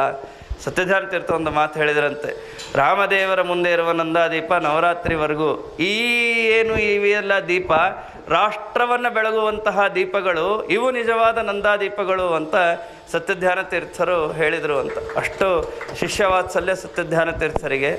ಒಮ್ಮೆ ಒಂದು ಊರಿನಲ್ಲಿ ಮಾವಿನ ಹಣ್ಣಿನ ಒಂದು ಸೀಸನ್ ಈಗೇನು ಆರಂಭ ಆಗಿದೆ. ಈ ಕಡೆಗೆಲ್ಲ ಅಂತಹ ಮಾವಿನ ಹಣ್ಣು ಸಿಗೋದೇ ಇಲ್ಲ. ಆಲ್ಫೋನ್ಸಾ ಹಣ್ಣು ಭಾಳ ಚೆನ್ನಾಗಿರತ್ತೆ. ಮಹಾರಾಷ್ಟ್ರದ ಪ್ರಾಂತದಲ್ಲಿ ಎಲ್ಲ ಭಾರೀ ಮಾವಿನ ಹಣ್ಣು, ಅದರ ವಾಸನೆನೇ ಅಷ್ಟು ಆನಂದ ಇರುತ್ತೆ. ಭಾರಿ ಕಾಸ್ಟ್ಲಿನೂ ಹೌದು. ಮನೆ ಯಜಮಾನ ಏನು ಮಾಡಿದ್ದಾರೆ ಅಂದರೆ, ಎಲ್ಲ ಶಿಷ್ಯರಿಗೂ ಮಾವಿನ ಹಣ್ಣಿನ ಶೇಖರಣೆ ಮಾಡಿಸ್ಲಿಕ್ಕಾಗಲ್ಲ ಅಂಥೇಳಿ ಸ್ವಾಮಿಗಳಿಗೆ ಮಾತ್ರ ಒಂದು ಡಬ್ಬಿ ಹಣ್ಣು ತರಿಸಿ ಸ್ವೀಕರಣೆ ಮಾಡಿಸಿದ್ದಾನೆ. ಸ್ವಾಮಿಗಳು ಊಟ ಆಯಿತು. ಊಟ ಆದಮೇಲೆ ಬಂದು ಶಿಷ್ಯರಿಗೆ ಕೇಳಿದ್ರಂತೆ, ಏನಪ್ಪ ಮತ್ತು ಹಣ್ಣು ಹೇಗಿತ್ತು, ಸಿಹಿ ಇತ್ತಾ ಅಂತ. ಶಿಷ್ಯರಿಗೆ ಬಂದೇ ಇಲ್ಲ ಸ್ವೀಕರಣೆ. ಯಜಮಾನ ತರಿಸೇ ಇಲ್ಲ. ನಮಗೆ ಬಂದೇ ಇಲ್ಲ ಸ್ವಾಮಿ ಅಂದ್ರೆ ಶಿಷ್ಯರು. ಸತ್ಯಧ್ಯಾನರಿಗೆ ಬಹಳ ಬೇಸರ ಆಯಿತು ಅಂತವಾಗ. ತಾವೇ ಒಂದು ವ್ಯಾನ್ ಆಗ್ತಾನೆ ಶುರು ಆಗಿತ್ತಂತ. ವ್ಯಾನು ಅಂತಾರೆ ಎತ್ತಿನ ಬಂಡಿ. ಅದರಲ್ಲಿ 2 ಕ್ಯಾನ್ ನೀರನ್ನು ತುಂಬಿಸಿ ಇಟ್ಟು ಎಲ್ಲ ಶಿಷ್ಯರನ್ನ ಕರ್ಕೊಂಡು ಊರ ಹೊರಗಿರೋ ಒಂದು ಮಾವಿನ ಹಣ್ಣಿನ ಅಂಗಡಿಗೆ ಕರ್ಕೊಂಡು ಹೋಗಿ ಆ ಹಣ್ಣಿನ ಅಂಗಡಿಯವನಿಗೆ ಹೇಳಿದ್ರಂತ, ನೀನು ಅಡ್ಡ ಬರಬೇಡ, ಅವ್ರು ಎಷ್ಟು ತಿಂತಾರೆ ತಿನ್ನಲಿ, ಶಿಷ್ಯರೆಲ್ಲ ಬೇಕಾದಷ್ಟು ಹಣ್ಣು ತಿನ್ನಬೇಕು. ಹಾಗೆಲ್ಲ ತಿನ್ನೋದು ಅಂದರೆ ಈಗಿನ ಹಾಗೆ ಇಲ್ಲೇ ಇಲ್ಲ, ನೋಡಿದರೆ ಭಯ ಆಗತ್ತೆ. ಹಾಗೆ ತಿನ್ನೋ ಕಾಲ ಇತ್ತವಾಗ. ಅಷ್ಟು ಹಣ್ಣು ತಿಂದ ಮೇಲೆ ಸತ್ಯಧ್ಯಾನ ತೀರ್ಥರೇ ಕೈ ತೊಳ್ಕೊಳ್ಳಿಕ್ಕೆ ನೀರು ಹಾಕಿದ್ರಂತ. ನಿಮ್ಮನ್ನು ಬಿಟ್ಟು ತಿಂದದ್ದಕ್ಕೆ ಇದೇ ಪ್ರಾಯಶ್ಚಿತ್ತ ಅಂತ. ಅಷ್ಟು ಶಿಷ್ಯವಾತ್ಸಲ್ಯವನ್ನು ಸತ್ಯಧ್ಯಾನ ತೀರ್ಥರು ಮಾಡ್ತಾಯಿದ್ರು. ಬಾಗಲಕೋಟೆಯಲ್ಲಿ ಮಹಾಸಮಾರಾಧನೆ ಆದರೆ ಇದೇ ಸತ್ಯಜ್ಞಾನ ತೀರ್ಥರ ಮಹಾಸಮಾರಾಧನೆ ಅಂದರೆ 10,000 to 12,000 ಜನ ಸರಳ ಆಗ್ತಾರೆ. ಉತ್ತರಾದಿ ಯಾವುದೇ ಹಳ್ಳಿಯಲ್ಲಿ ಮಾಡಿರಿ ಕಡಿಮೆ ಅಂದರೆ ಒಂದು 10,000 ಜನ ಊಟಕ್ಕಾಗತ್ತೆ. ದ್ವಾದಶಿ ಆರಾಧನೆ ಆಯಿತು. ಮಧ್ಯಾಹ್ನ ರಣಬಿಸಿಲು. ಎಲ್ಲರಿಗೂ ಸತ್ಯಧ್ಯಾನ ತೀರ್ಥರಿಗೆ ಬಹಳ ಅವರಿಗೆ ಬಾಯಿಡಿಕೆ ಆಯಿತು. ಏನು ನಮ್ಮ ಹಾಗೆ ಬಾಯಿಡಿಕೆ ಆದರೆ ಯಾವಾಗ ಬೇಕೇನು ಬೇಕು ಹಾಗೆ ಪ್ರವಚನ ಆಚಾರ ಹೇಳ್ತಿರ್ತಾರೆ, ಕೂತವ್ರು 10 ಸಾರಿ ಬಿಸ್ಲೇರಿ ಎತ್ತಿರ್ತಾರೆ, ನಾವು ನೋಡ್ತಾ ಇರ್ತೀವಿ. ಅದು ಹಾಗೆ ಸತ್ಯಧ್ಯಾನರು ಸನ್ಯಾಸಿಗಳೆಲ್ಲ ಯಾವಾಗ ಬೇಕು ಅವಾಗ ನೀರೆಲ್ಲ ಕುಡಿಲಿಕ್ಕೆ ಬರಲ್ಲ. ಅವ್ರು ಯೋಚನೆ ಮಾಡ್ತಾರಂತ. ನೋಡ್ರಿ ಜ್ಞಾನಿಗಳ ಯೋಚನೆ ಹೇಗಿರುತ್ತೆ. ನನಗಿಷ್ಟು ಬಾಯಿಡಿಕೆ ಆಗ್ತಾ ಇದೆ ಅಂದರೆ ಪಾಪ ಇಲ್ಲಿದ್ದ ಜನ ಎಲ್ಲ ಇದ್ದಾರಲ್ಲ ಅವ್ರಿಗೆಷ್ಟು ಬಾಯಿಡಿಕೆ ಆಗಿರಬೇಕು. 10,000 ಜನಕ್ಕೆ ಪಾನಕ ಮಾಡಿಸ್ಬೇಕು ಅಂದರೆ ಈಗಿನ ಹಾಗೆ ಟ್ಯಾಪ್ ತೆಗೆದ ತಕ್ಷಣ ನೀರು ಬರೋ ಕಾಲಲ್ಲ. ಈಗೂ ಟ್ಯಾಪ್ ತೆಗೆದ್ರೆ ನೀರು ಬರಲ್ಲ, ನಮಗೆಲ್ಲ ಗೊತ್ತಿದೆ. 10,000 ಜನಕ್ಕೆ ನೀರು ಸೇದಿ ನೀರು ಸಂಗ್ರಹ ಮಾಡಿ ಯಾವಾಗ ಆಗ್ಬೇಕು ಪಾನಕ? ಅದಕ್ಕೆ ಚೀಲಗಟ್ಟಲೆ ಸಕ್ಕರೆಯನ್ನು ಬಾವಿಯಲ್ಲಿ ಹಾಕಿ ಸಾವಿರಾರು ನಿಂಬೆಹಣ್ಣನ್ನು ಬಾವಿಯಲ್ಲಿ ಹಿಂಡಿಸಿ, ಪ್ರಾಯ ಯಾರಿಗೂ ಬರದೇ ಇರೋ ಯೋಚನೆ ಇದು. ಸತ್ಯಧ್ಯಾನ ತೀರ್ಥರು ಬಾವಿಯಲ್ಲಿ ಪಾನಕ ಮಾಡಿಸಿದ್ರಂತ. ಇದು ಇತಿಹಾಸದಲ್ಲಿ ಹಿಂದೆ ಆಗಿಲ್ಲ, ಮುಂದಾಗುತ್ತೋ ಇಲ್ಲೋ ಗೊತ್ತಿಲ್ಲ. ಅಷ್ಟು ಕಾರುಣ್ಯ ಸತ್ಯಧ್ಯಾನ ತೀರ್ಥರಿಗೆ ಇದೆ. ಅನೇಕ ಮಹಿಮೆಗಳಿವೆ. ಸಿವಿಲ್ ಸೂಟು ಮೊದಲಾದಂತಹ ಅನೇಕ ಗ್ರಂಥಗಳನ್ನು ರಚನೆ ಮಾಡಿದ್ದಾರೆ. ಜಯಪತ್ರಗಳ ರಾಶಿ ಜಯಪತ್ರಗಳನ್ನು ಸಂಗ್ರಹ ಮಾಡಿದ್ದಾರೆ. ಅನೇಕ ಕಡೆಗೆ ವಾಕ್ಯಾರ್ಥವನ್ನು ಮಾಡಿದ್ದಾರೆ. ಅನೇಕ ಪೀಠಾಧಿಪತಿಗಳಿಗೆ ಪಾಠವನ್ನು ಹೇಳಿದ್ದಾರೆ. ಇವತ್ತಿಗೂ ಏನಾದರೂ ವಿದ್ಯಾ ಪರಂಪರೆ ಉಳಿದಿದೆ ಅಂದರೆ ಅದು ಸತ್ಯಧ್ಯಾನ ತೀರ್ಥರಿಂದ ಅಂತ ನಾವು ಮಾತನ್ನು ಕೇಳ್ತೀವಿ. ಘಟ್ಟದ ಮೇಲೆ ಘಟ್ಟದ ಕೆಳಗೆ ಇವತ್ತಿರುವ ವಿದ್ಯಾ ಪರಂಪರೆ ಅದು ಸತ್ಯಧ್ಯಾನ ತೀರ್ಥರಿಂದ ಬಂದಂತಹದ್ದು ಅಂತ. ಅಂತಹ ಅದ್ಭುತವಾದ ಸಾಮರ್ಥ್ಯ ಸತ್ಯಧ್ಯಾನ ತೀರ್ಥರದ್ದು. ರಾಮನವಮಿಯ ಉತ್ಸವದ ಹಿಂದಿನ ದಿನ ಅಷ್ಟಮಿ ದಿನ ಅವರ ಆರಾಧನಾ ಬರುತ್ತೆ. ಅಂತಹ ಇವತ್ತು 2 ಕೂಡಿ ಬಂದಿದೆ. ಹೀಗಾಗಿ ಆ ಸತ್ಯಧ್ಯಾನರು ವಿಶೇಷವಾದಂತಹ ಧರ್ಮ ದೀಕ್ಷೆಯನ್ನು ನಮಗೆ ಕೊಟ್ಟು ವಿಶೇಷವಾದಂತಹ ಅನುಗ್ರಹವನ್ನು ಮಾಡಲಿ. ಅವರ ಸ್ಮರಣೆ ಮಾಡುವುದರಿಂದಲೇ ಎಲ್ಲ ಆಪತ್ತುಗಳು ಪರಿಹಾರ ಆಗತ್ತೆ ಅಂತ ಚಿಂತನೆಯನ್ನು ಮಾಡ್ತಾ ನಮ್ಮ ರಾಮ ಅಸೋಸಿಯೇಷನ್ ಅವರು ಕಳೆದ 76 ವರ್ಷಗಳಿಂದ ಈ ರಾಮನವಮಿಯ ಉತ್ಸವವನ್ನು ಮಾಡ್ತಾನೇ ಇದ್ದಾರೆ. ಈ ಬೀದಿ 76 ವರ್ಷದಿಂದ ಹೀಗೆ ಇದೆ, ಆದರೆ ಈ ಜನ ಹೀಗೆ ಬೆಳೀತಾ ಇದೆ. ಹೀಗಾಗಿ ಇದು ಸಂಧಿ ಬೀದಿಯಲ್ಲಿ ನಡೆದರೂ ಕೂಡ ಇದು ಬಹಳ ವೈಭವದಿಂದ ನಡೀತಾ ಇದೆ. ಮೊದಲನೇ ದಿವಸ ಆಚಾರ್ಯ ಹೇಳಿದಂತೆ ವಿಶೇಷವಾಗಿ ಸತ್ಯಸಂಧ ತೀರ್ಥರು ಪ್ರತಿಷ್ಠಾಪನೆ ಮಾಡಿದ ಪ್ರಾಣದೇವರೇ ಇಲ್ಲಿ ಸಾಕ್ಷಿಯಾಗಿ ಕುಳಿತು ಈ ಕಾರ್ಯಕ್ರಮಗಳನ್ನು ನೋಡ್ತಾ ಇದ್ದಾರೆ, ನಡೆಸ್ತಾ ಇದ್ದಾರೆ. ಸತ್ಯಸಂಧರು ಇಲ್ಲೇ ಕೂತು ಅವರು ವಿಶೇಷವಾಗಿ ಪ್ರೇರಣೆಯನ್ನು ಮಾಡಿ ಈ ಒಂದು ಕಾರ್ಯಕ್ರಮವನ್ನು ನಡೆಸ್ತಾ ಇದ್ದಾರೆ. ಮೊದಲನೇ ದಿವಸ ಹೇಳಿದಂಥ ಅನೇಕ ಪೀಠಾಧಿಪತಿಗಳು, ಅನೇಕ ನಾಡಿನ ಬಹಳ ದೊಡ್ಡ ವಿದ್ವಾಂಸರು ಬಂದು ಪ್ರವಚನ ಮಾಡಿದಂತಹ ಒಂದು ಅದ್ಭುತವಾದ ವೇದಿಕೆ ಅದು ಈ ರಾಮ ಅಸೋಸಿಯೇಷನ್ನ ವೇದಿಕೆ. ಇಂತಹ ಈ ರಾಮ ಅಸೋಸಿಯೇಷನ್ನನ್ನು ನಮ್ಮ BK ಅವರು ಮತ್ತು ಸೂರಿ ಪ್ರಸಾದ್ ಇವರೆಲ್ಲ ಇನ್ನೂ ಅನೇಕ ಜನ ಇದ್ದಾರೆ. ಅವರೆಲ್ಲರೂ ಕೂಡ ಅತ್ಯಂತ ಶ್ರದ್ಧೆಯಿಂದ ಈ ಒಂದು ಸಂಸ್ಥೆಯನ್ನು ನಡೆಸಿಕೊಂಡು ಹೊರಟಿದ್ದಾರೆ. ಅವರೆಲ್ಲರಿಗೂ ಕೂಡ ನಾನು ಹೃತ್ಪೂರ್ವಕವಾಗಿ ಅಭಿನಂದನೆಗಳನ್ನು ತಿಳಿಸ್ತಾ, ತಾವೆಲ್ಲರೂ ಅತ್ಯಂತ ಶ್ರದ್ಧೆಯಿಂದ ಪ್ರತಿ ವರ್ಷವೂ ಬರ್ತಾ ಇದ್ದೀರಿ. ತಮಗೂ ಕೂಡ ಮತ್ತೊಮ್ಮೆ ಅಭಿನಂದನೆಗಳನ್ನು ತಿಳಿಸ್ತಾ, ಇಲ್ಲಿ ಅನೇಕ ಜನ ವಿದ್ವಾಂಸರಿದ್ದಾರೆ, ಅವರಿಗೂ ಕೂಡ ನಾನು ಭಕ್ತಿಪೂರ್ವಕವಾಗಿ ನಮಸ್ಕಾರಗಳನ್ನು ತಿಳಿಸ್ತಾ ನನ್ನ 2 ಮಾತುಗಳನ್ನು ಮುಗಿಸ್ತೇನೆ. ನಾನು ದಿನಾ ಪ್ರವಚನಕ್ಕೆ ಬಂದಿಲ್ಲ, ಆದರೂ ಪ್ರವಚನ ಕೇಳೀನಿ. ಇದಕ್ಕೆ ಕಾರಣ ನಮ್ಮ ರಂಗನಾಥ್ ಅವರು ಈ ಪೂರ್ತಿ ಪ್ರವಚನದ ಸೇವೆಯನ್ನು ಲೈವ್ ಆಗಿ ಕೊಟ್ಟಿದ್ದಾರೆ. ಈಗ ಲೈವ್ ಆಗಿ ಕೊಟ್ಟರು ನೀವೆಲ್ಲ ಇಲ್ಲಿ ಲೈವ್ ಆಗಿ ಕೂತ್ಕೊಂಡು ಕೇಳ್ತಾ ಇದ್ದೀರಿ, ಅದಿನ್ನೂ ಸಂತೋಷದ ಒಂದು ಸಂದರ್ಭ. ಮನೆಯಲ್ಲೇ ಮೊಬೈಲಲ್ಲೇ ನೋಡೋ ಅವಕಾಶ ಇಲ್ಲಿದ್ದವರಿಗಲ್ಲ, ಅದು ಎಲ್ಲೋ ದೂರ ಬೇರೆ ಊರಲ್ಲಿದ್ದವರಿಗೆ. ಹೀಗಾಗಿ ಯಾವ ಊರಿನಲ್ಲಿದ್ದವರಿಗೂ ಮುಟ್ಟುವುದಕ್ಕೆ ಈ ಒಂದು ಸೇವೆಯನ್ನು ರಂಗನಾಥ್ ಅವರು ನಮ್ಮ ಮಠದಲ್ಲಿ ನಡೆಯುವ ಎಲ್ಲ ಕಾರ್ಯಕ್ರಮಗಳನ್ನು ತಾವೇ ಸ್ವತಃ ವಿಶೇಷವಾದಂತಹ ಕ್ಯಾಮ್ರಾಗಳನ್ನೆಲ್ಲ ತಂದು ಅತ್ಯಂತ ಶ್ರದ್ಧೆಯಿಂದ 6:15 ಪ್ರವಚನ ಶುರು ಅಂದರೆ 6:15 ರೆಡಿ ಇರ್ತಾರೆ ಅವರು. ಅಷ್ಟು ವಿಶೇಷವಾಗಿ ಸೇವೆಯನ್ನು ಮಾಡ್ತಾ ಇದ್ದಾರೆ. ಅವರಿಗೂ ನಾನು ಅಭಿನಂದನೆಗಳನ್ನು ತಿಳಿಸ್ತಾ, ಮತ್ತೆ ಮುಂದಿನ ವರ್ಷ ನಾವೆಲ್ಲರೂ ಇನ್ನೂ ಹೆಚ್ಚಿನ ಸಂಖ್ಯೆಯಲ್ಲಿ ಇಲ್ಲಿ ಸೇರುವಂತೆ ಆಗಲಿ ಅಂತ ಗುರುಗಳಲ್ಲಿ ಪ್ರಾರ್ಥನೆಯನ್ನು ಮಾಡ್ತಾ ನನ್ನ 2 ಮಾತುಗಳನ್ನು ಮುಗಿಸ್ತೇನೆ. ತಮ್ಮೆಲ್ಲರಲ್ಲಿ ಒಂದು ಸೂಚನೆ ಇದೆ. ಬರುವ ಈ ಜುಲೈಯಲ್ಲಿ ನಮ್ಮ ಸ್ವಾಮಿಗಳು ಕಂಚಿಯಲ್ಲಿ ಚಾತುರ್ಮಾಸಕ್ಕೆ ಕೂಡುವವರಿದ್ದಾರೆ. ತಮ್ಮೆಲ್ಲರ ಸೇವೆ ಅಲ್ಲಿ ಅತ್ಯಂತ ಅವಶ್ಯಕವಾಗಿದೆ. ನಮ್ಮ ಸ್ವಾಮಿಗಳು ಚೆನ್ನೈಯಲ್ಲಿ ಚಾತುರ್ಮಾಸ್ಯಕ್ಕೆ ತಾವು ಒಂದು ಸಾರಿ ಕೂಡಬೇಕು ಅಂತ ಸ್ವಾಮಿಗಳು ಕೇಳಿದರೆ ಚೆನ್ನೈ ಕಂಚಿ ಬೇರೆ ಅಲ್ಲ ಅಂತ ಹೇಳಿದ್ದಾರೆ ಸ್ವಾಮಿಗಳು. ಹೀಗಾಗಿ ಕಂಚಿ ಚಾತುರ್ಮಾಸ್ಯ ಅಂದರೆ ಅದು ಚೆನ್ನೈ ಚಾತುರ್ಮಾಸ್ಯ ಇದ್ದ ಹಾಗೆ. ಆದ್ದರಿಂದ ಇನ್ನು ಮುಂದೆ ನಾವು ಆ ಕೆಲಸವನ್ನು ಆರಂಭ ಮಾಡುವವರು ಇದ್ದೀವಿ. ತಾವೆಲ್ಲರೂ ಕನಿಷ್ಠ 1 ವಾರ ಕಂಚಿಯಲ್ಲಿ ಸೇವೆಗಾಗಿ ತಾವಿರಬೇಕು. ಸ್ವಾಮಿಗಳು 2 ತಿಂಗಳಲ್ಲಿ ಚಾತುರ್ಮಾಸ್ಯಕ್ಕಿರ್ತಾರೆ. ಚಾತುರ್ಮಾಸ್ಯದಲ್ಲಿ ಸನ್ಯಾಸಿಗಳ ಸೇವೆ ಮಾಡುವುದಕ್ಕೆ ಇರುವ ಪುಣ್ಯ ಹೇಳಲಿಕ್ಕೆ ಸಾಧ್ಯ ಇಲ್ಲ. ತತ್ರಾಪಿ ಅತ್ತಿವರದನ ಸನ್ನಿಧಾನ, ಮೂಲರಾಮದೇವರ ಸನ್ನಿಧಾನ, ವರದರಾಜನ ಸನ್ನಿಧಾನ, ನರಸಿಂಹದೇವರ ಕ್ಷೇತ್ರ, ಇದಕ್ಕಿಂತ ಮತ್ತೊಂದು ಅವಕಾಶ ಪ್ರಾಯ ನಮ್ಮ ಜೀವನದಲ್ಲಿ ಸಿಗೋದಿಲ್ಲ. ಆದ್ದರಿಂದ ತಾವೆಲ್ಲರೂ 1 ವಾರ ಕಂಚಿಯಲ್ಲಿ ಇರುವ ಹಾಗೆ ಒಂದು ಪ್ಲ್ಯಾನ್ ಮಾಡಿರಿ. ಸುಮ್ಮನೆ ಇರೋದಲ್ಲ, ನಾವೆಲ್ಲ ವಾಲಂಟಿಯರ್ ಆಗಿ ನಮ್ಮ ಕೈಯಿಂದ ಏನು ಸಾಧ್ಯ, ಒಬ್ಬರಿಗೆ ನೀರು ಹಾಕ್ಲಿಕ್ಕಾದರೂ ಅದೊಂದು ಪುಣ್ಯ.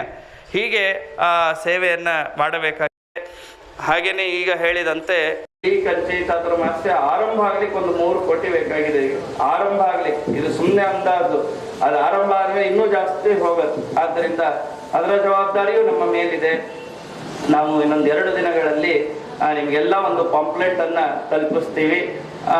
ಕನಿಷ್ಠ ಒಬ್ಬರು ಒಂದು ಮನೆಯಿಂದ, ಮಿನಿಮಮ್, ಮ್ಯಾಕ್ಸಿಮಮ್ ಅಲ್ಲ, ಮಿನಿಮಮ್ ಒಬ್ಬರು ಒಂದು ಮನೆಯಿಂದ 3,000 ರೂಪಾಯಿಗಳು. ಇದು ಯಾರಿಗೂ ಬಹಳ ದೊಡ್ಡ ಅಮೌಂಟ್ ಅಲ್ಲ ಇವತ್ತು. ಆದ್ದರಿಂದ ಹನಿ ಹನಿಗೂಡಿದರೆ ಹಳ್ಳ ಅಂತ ಹಾಗೆ ನಾವೆಲ್ಲ ಇಡೀ ಚೆನ್ನೈದವ್ರು ಒಬ್ಬೊಬ್ಬರು 3,000 ಹಾಕಿಬಿಟ್ರೆ 5 ಚಾತುರ್ಮಾಸ್ಯ ಮಾಡ್ಬೋದು ಕಂಚಿದು, ಅಷ್ಟಾಗತ್ತೆ. ಆದ್ದರಿಂದಾಗಿ ತಾವೆಲ್ಲರೂ ಅದರಲ್ಲಿ ಅತ್ಯಂತ ಆಸಕ್ತಿಯನ್ನು ವಹಿಸಿ ಶ್ರದ್ಧೆಯಿಂದ ತನುಮನ ಧನಗಳಿಂದ ಆ ಚಾತುರ್ಮಾಸ್ಯಕ್ಕೆ ಸೇವೆ ಮಾಡಬೇಕು ಅಂತ ತಮ್ಮಲ್ಲಿ ಕೇಳಿಕೊಳ್ತಾ ನನ್ನ ಮಾತುಗಳನ್ನು ಮುಗಿಸ್ತೇನೆ. ಶ್ರೀಕೃಷ್ಣ ಅರ್ಪಣ.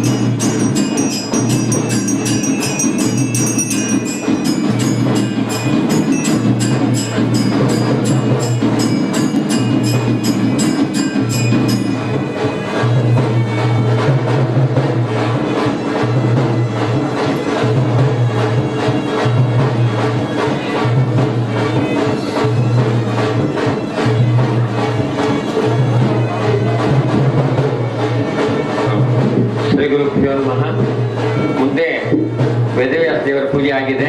ಆಚಾರ್ಯರ ಪೂಜೆ ಇಲ್ಲಿ ಪ್ರಾರಂಭವಾಗ್ತದೆ. ಮೊದಲು ಅವರು ಶ್ರೀಮನ್ ಶೇಖರ್ ಅವರು ಆಚಾರ್ಯರಿಗೆ ಮರ್ಯಾದೆಯನ್ನು ಮಾಡ್ತಾ ಇದ್ದಾರೆ. ತಮ್ಮ ಗ್ರಾಮದಲ್ಲಿ ರಾಮನವಮಿ ಉತ್ಸವವನ್ನ ಯಾವಾಗಲೂ ಮಾಡೋವರು. ಆಮೇಲೆ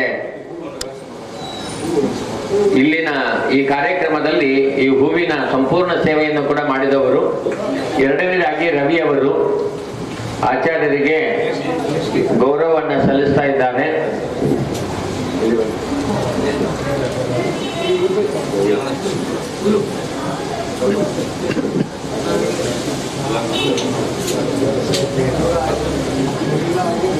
ಗುರುರಾಜನ್ ರವಿ ಅವರು ಆಚಾರ್ಯ ಗೌರವವನ್ನು ಸಲ್ಲಿಸ್ತಾ ಇದ್ದಾರೆ.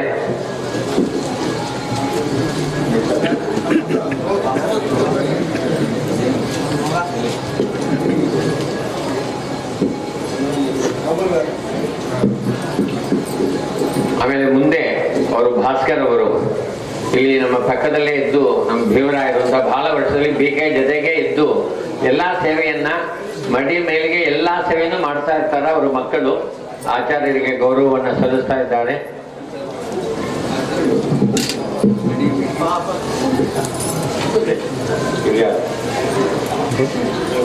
ಆಮೇಲೆ ಅಸೋಸಿಯೇಷನ್ ಪರವಾಗಿ ಆಚಾರ್ಯರಿಗೆ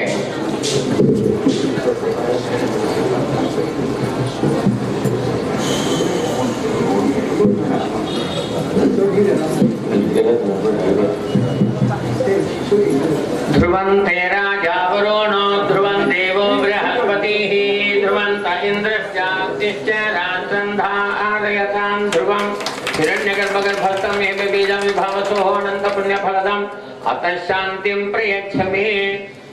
ಆಚಾರ್ಯ ಹೇಳಿದಂತಹ ಆ ಸಂದೇಶಗಳು, ರಾಮಾಯಣ ಸಂದೇಶ ಬರೀದಾಗಿಲ್ಲದೇನೆ ಅದರ ಜೊತೆಗೆ ಅನೇಕ ಪ್ರಮೇಯಗಳನ್ನ ಬಹಳ ಸಹಜವಾಗಿ ಹೇಳ್ತಾ ಬಂದಿರು. ಅವರ ಶೈಲಿನೂ, ಅವರ ಶಬ್ದಗಳು, ಮತ್ತೆ ಆ ಕೈ ತೋರಿಸುವ ಆ ಒಂದು ಶೈಲಿ ಎಲ್ಲವೂ ಅಧಮಾನ ಸ್ವಾಮಿಗಳನ್ನೇ ನಮ್ಗೆ ಸ್ಮರಣೆ ತಂದು ಕೊಡ್ತಿತ್ತು. ಪ್ರವೀಣಾಚಾರ್ಯ ಅದೇ ಹೇಳ್ತಾ ಇದ್ದೆ, ಪಳಿಮಾರ ಸ್ವಾಮಿಗಳದಾಯ್ತು, ಮುಂದಿನ ವರ್ಷ ನಮ್ಮ ಸ್ವಾಮಿಗಳು ಬಂದಿದ್ರು, ಈ ವರ್ಷ ಅಧಮಾನ ಸ್ವಾಮಿಗಳೇ ಬಂದು ರಾಮಾಯಣವನ್ನ ನಡೆಸದಂತೆ ನಮ್ಗೆ ತೋರಿಸಾಗಿದೆ. ಆದ್ದರಿಂದ ಅವರಿಗೆ ಯಾವುದೂ ಮಾಡಿದ್ರು ಕೂಡ ಬಹಳ ಕಡಿಮೆ, ಆದರೂ ಕೂಡ ಯಥಾಶಕ್ತಿಯಾದ ಒಂದು ತುಳಸಿ ಸಮರ್ಪಣೆಯನ್ನ ರಾಮ ಅಸೋಸಿಯೇಷನ್ ಪರವಾಗಿ ಅವರ ಕಾರ್ಯಸ್ಥರು ಎಲ್ಲರೂ ಕೊಟ್ಟಿದ್ದಾರೆ.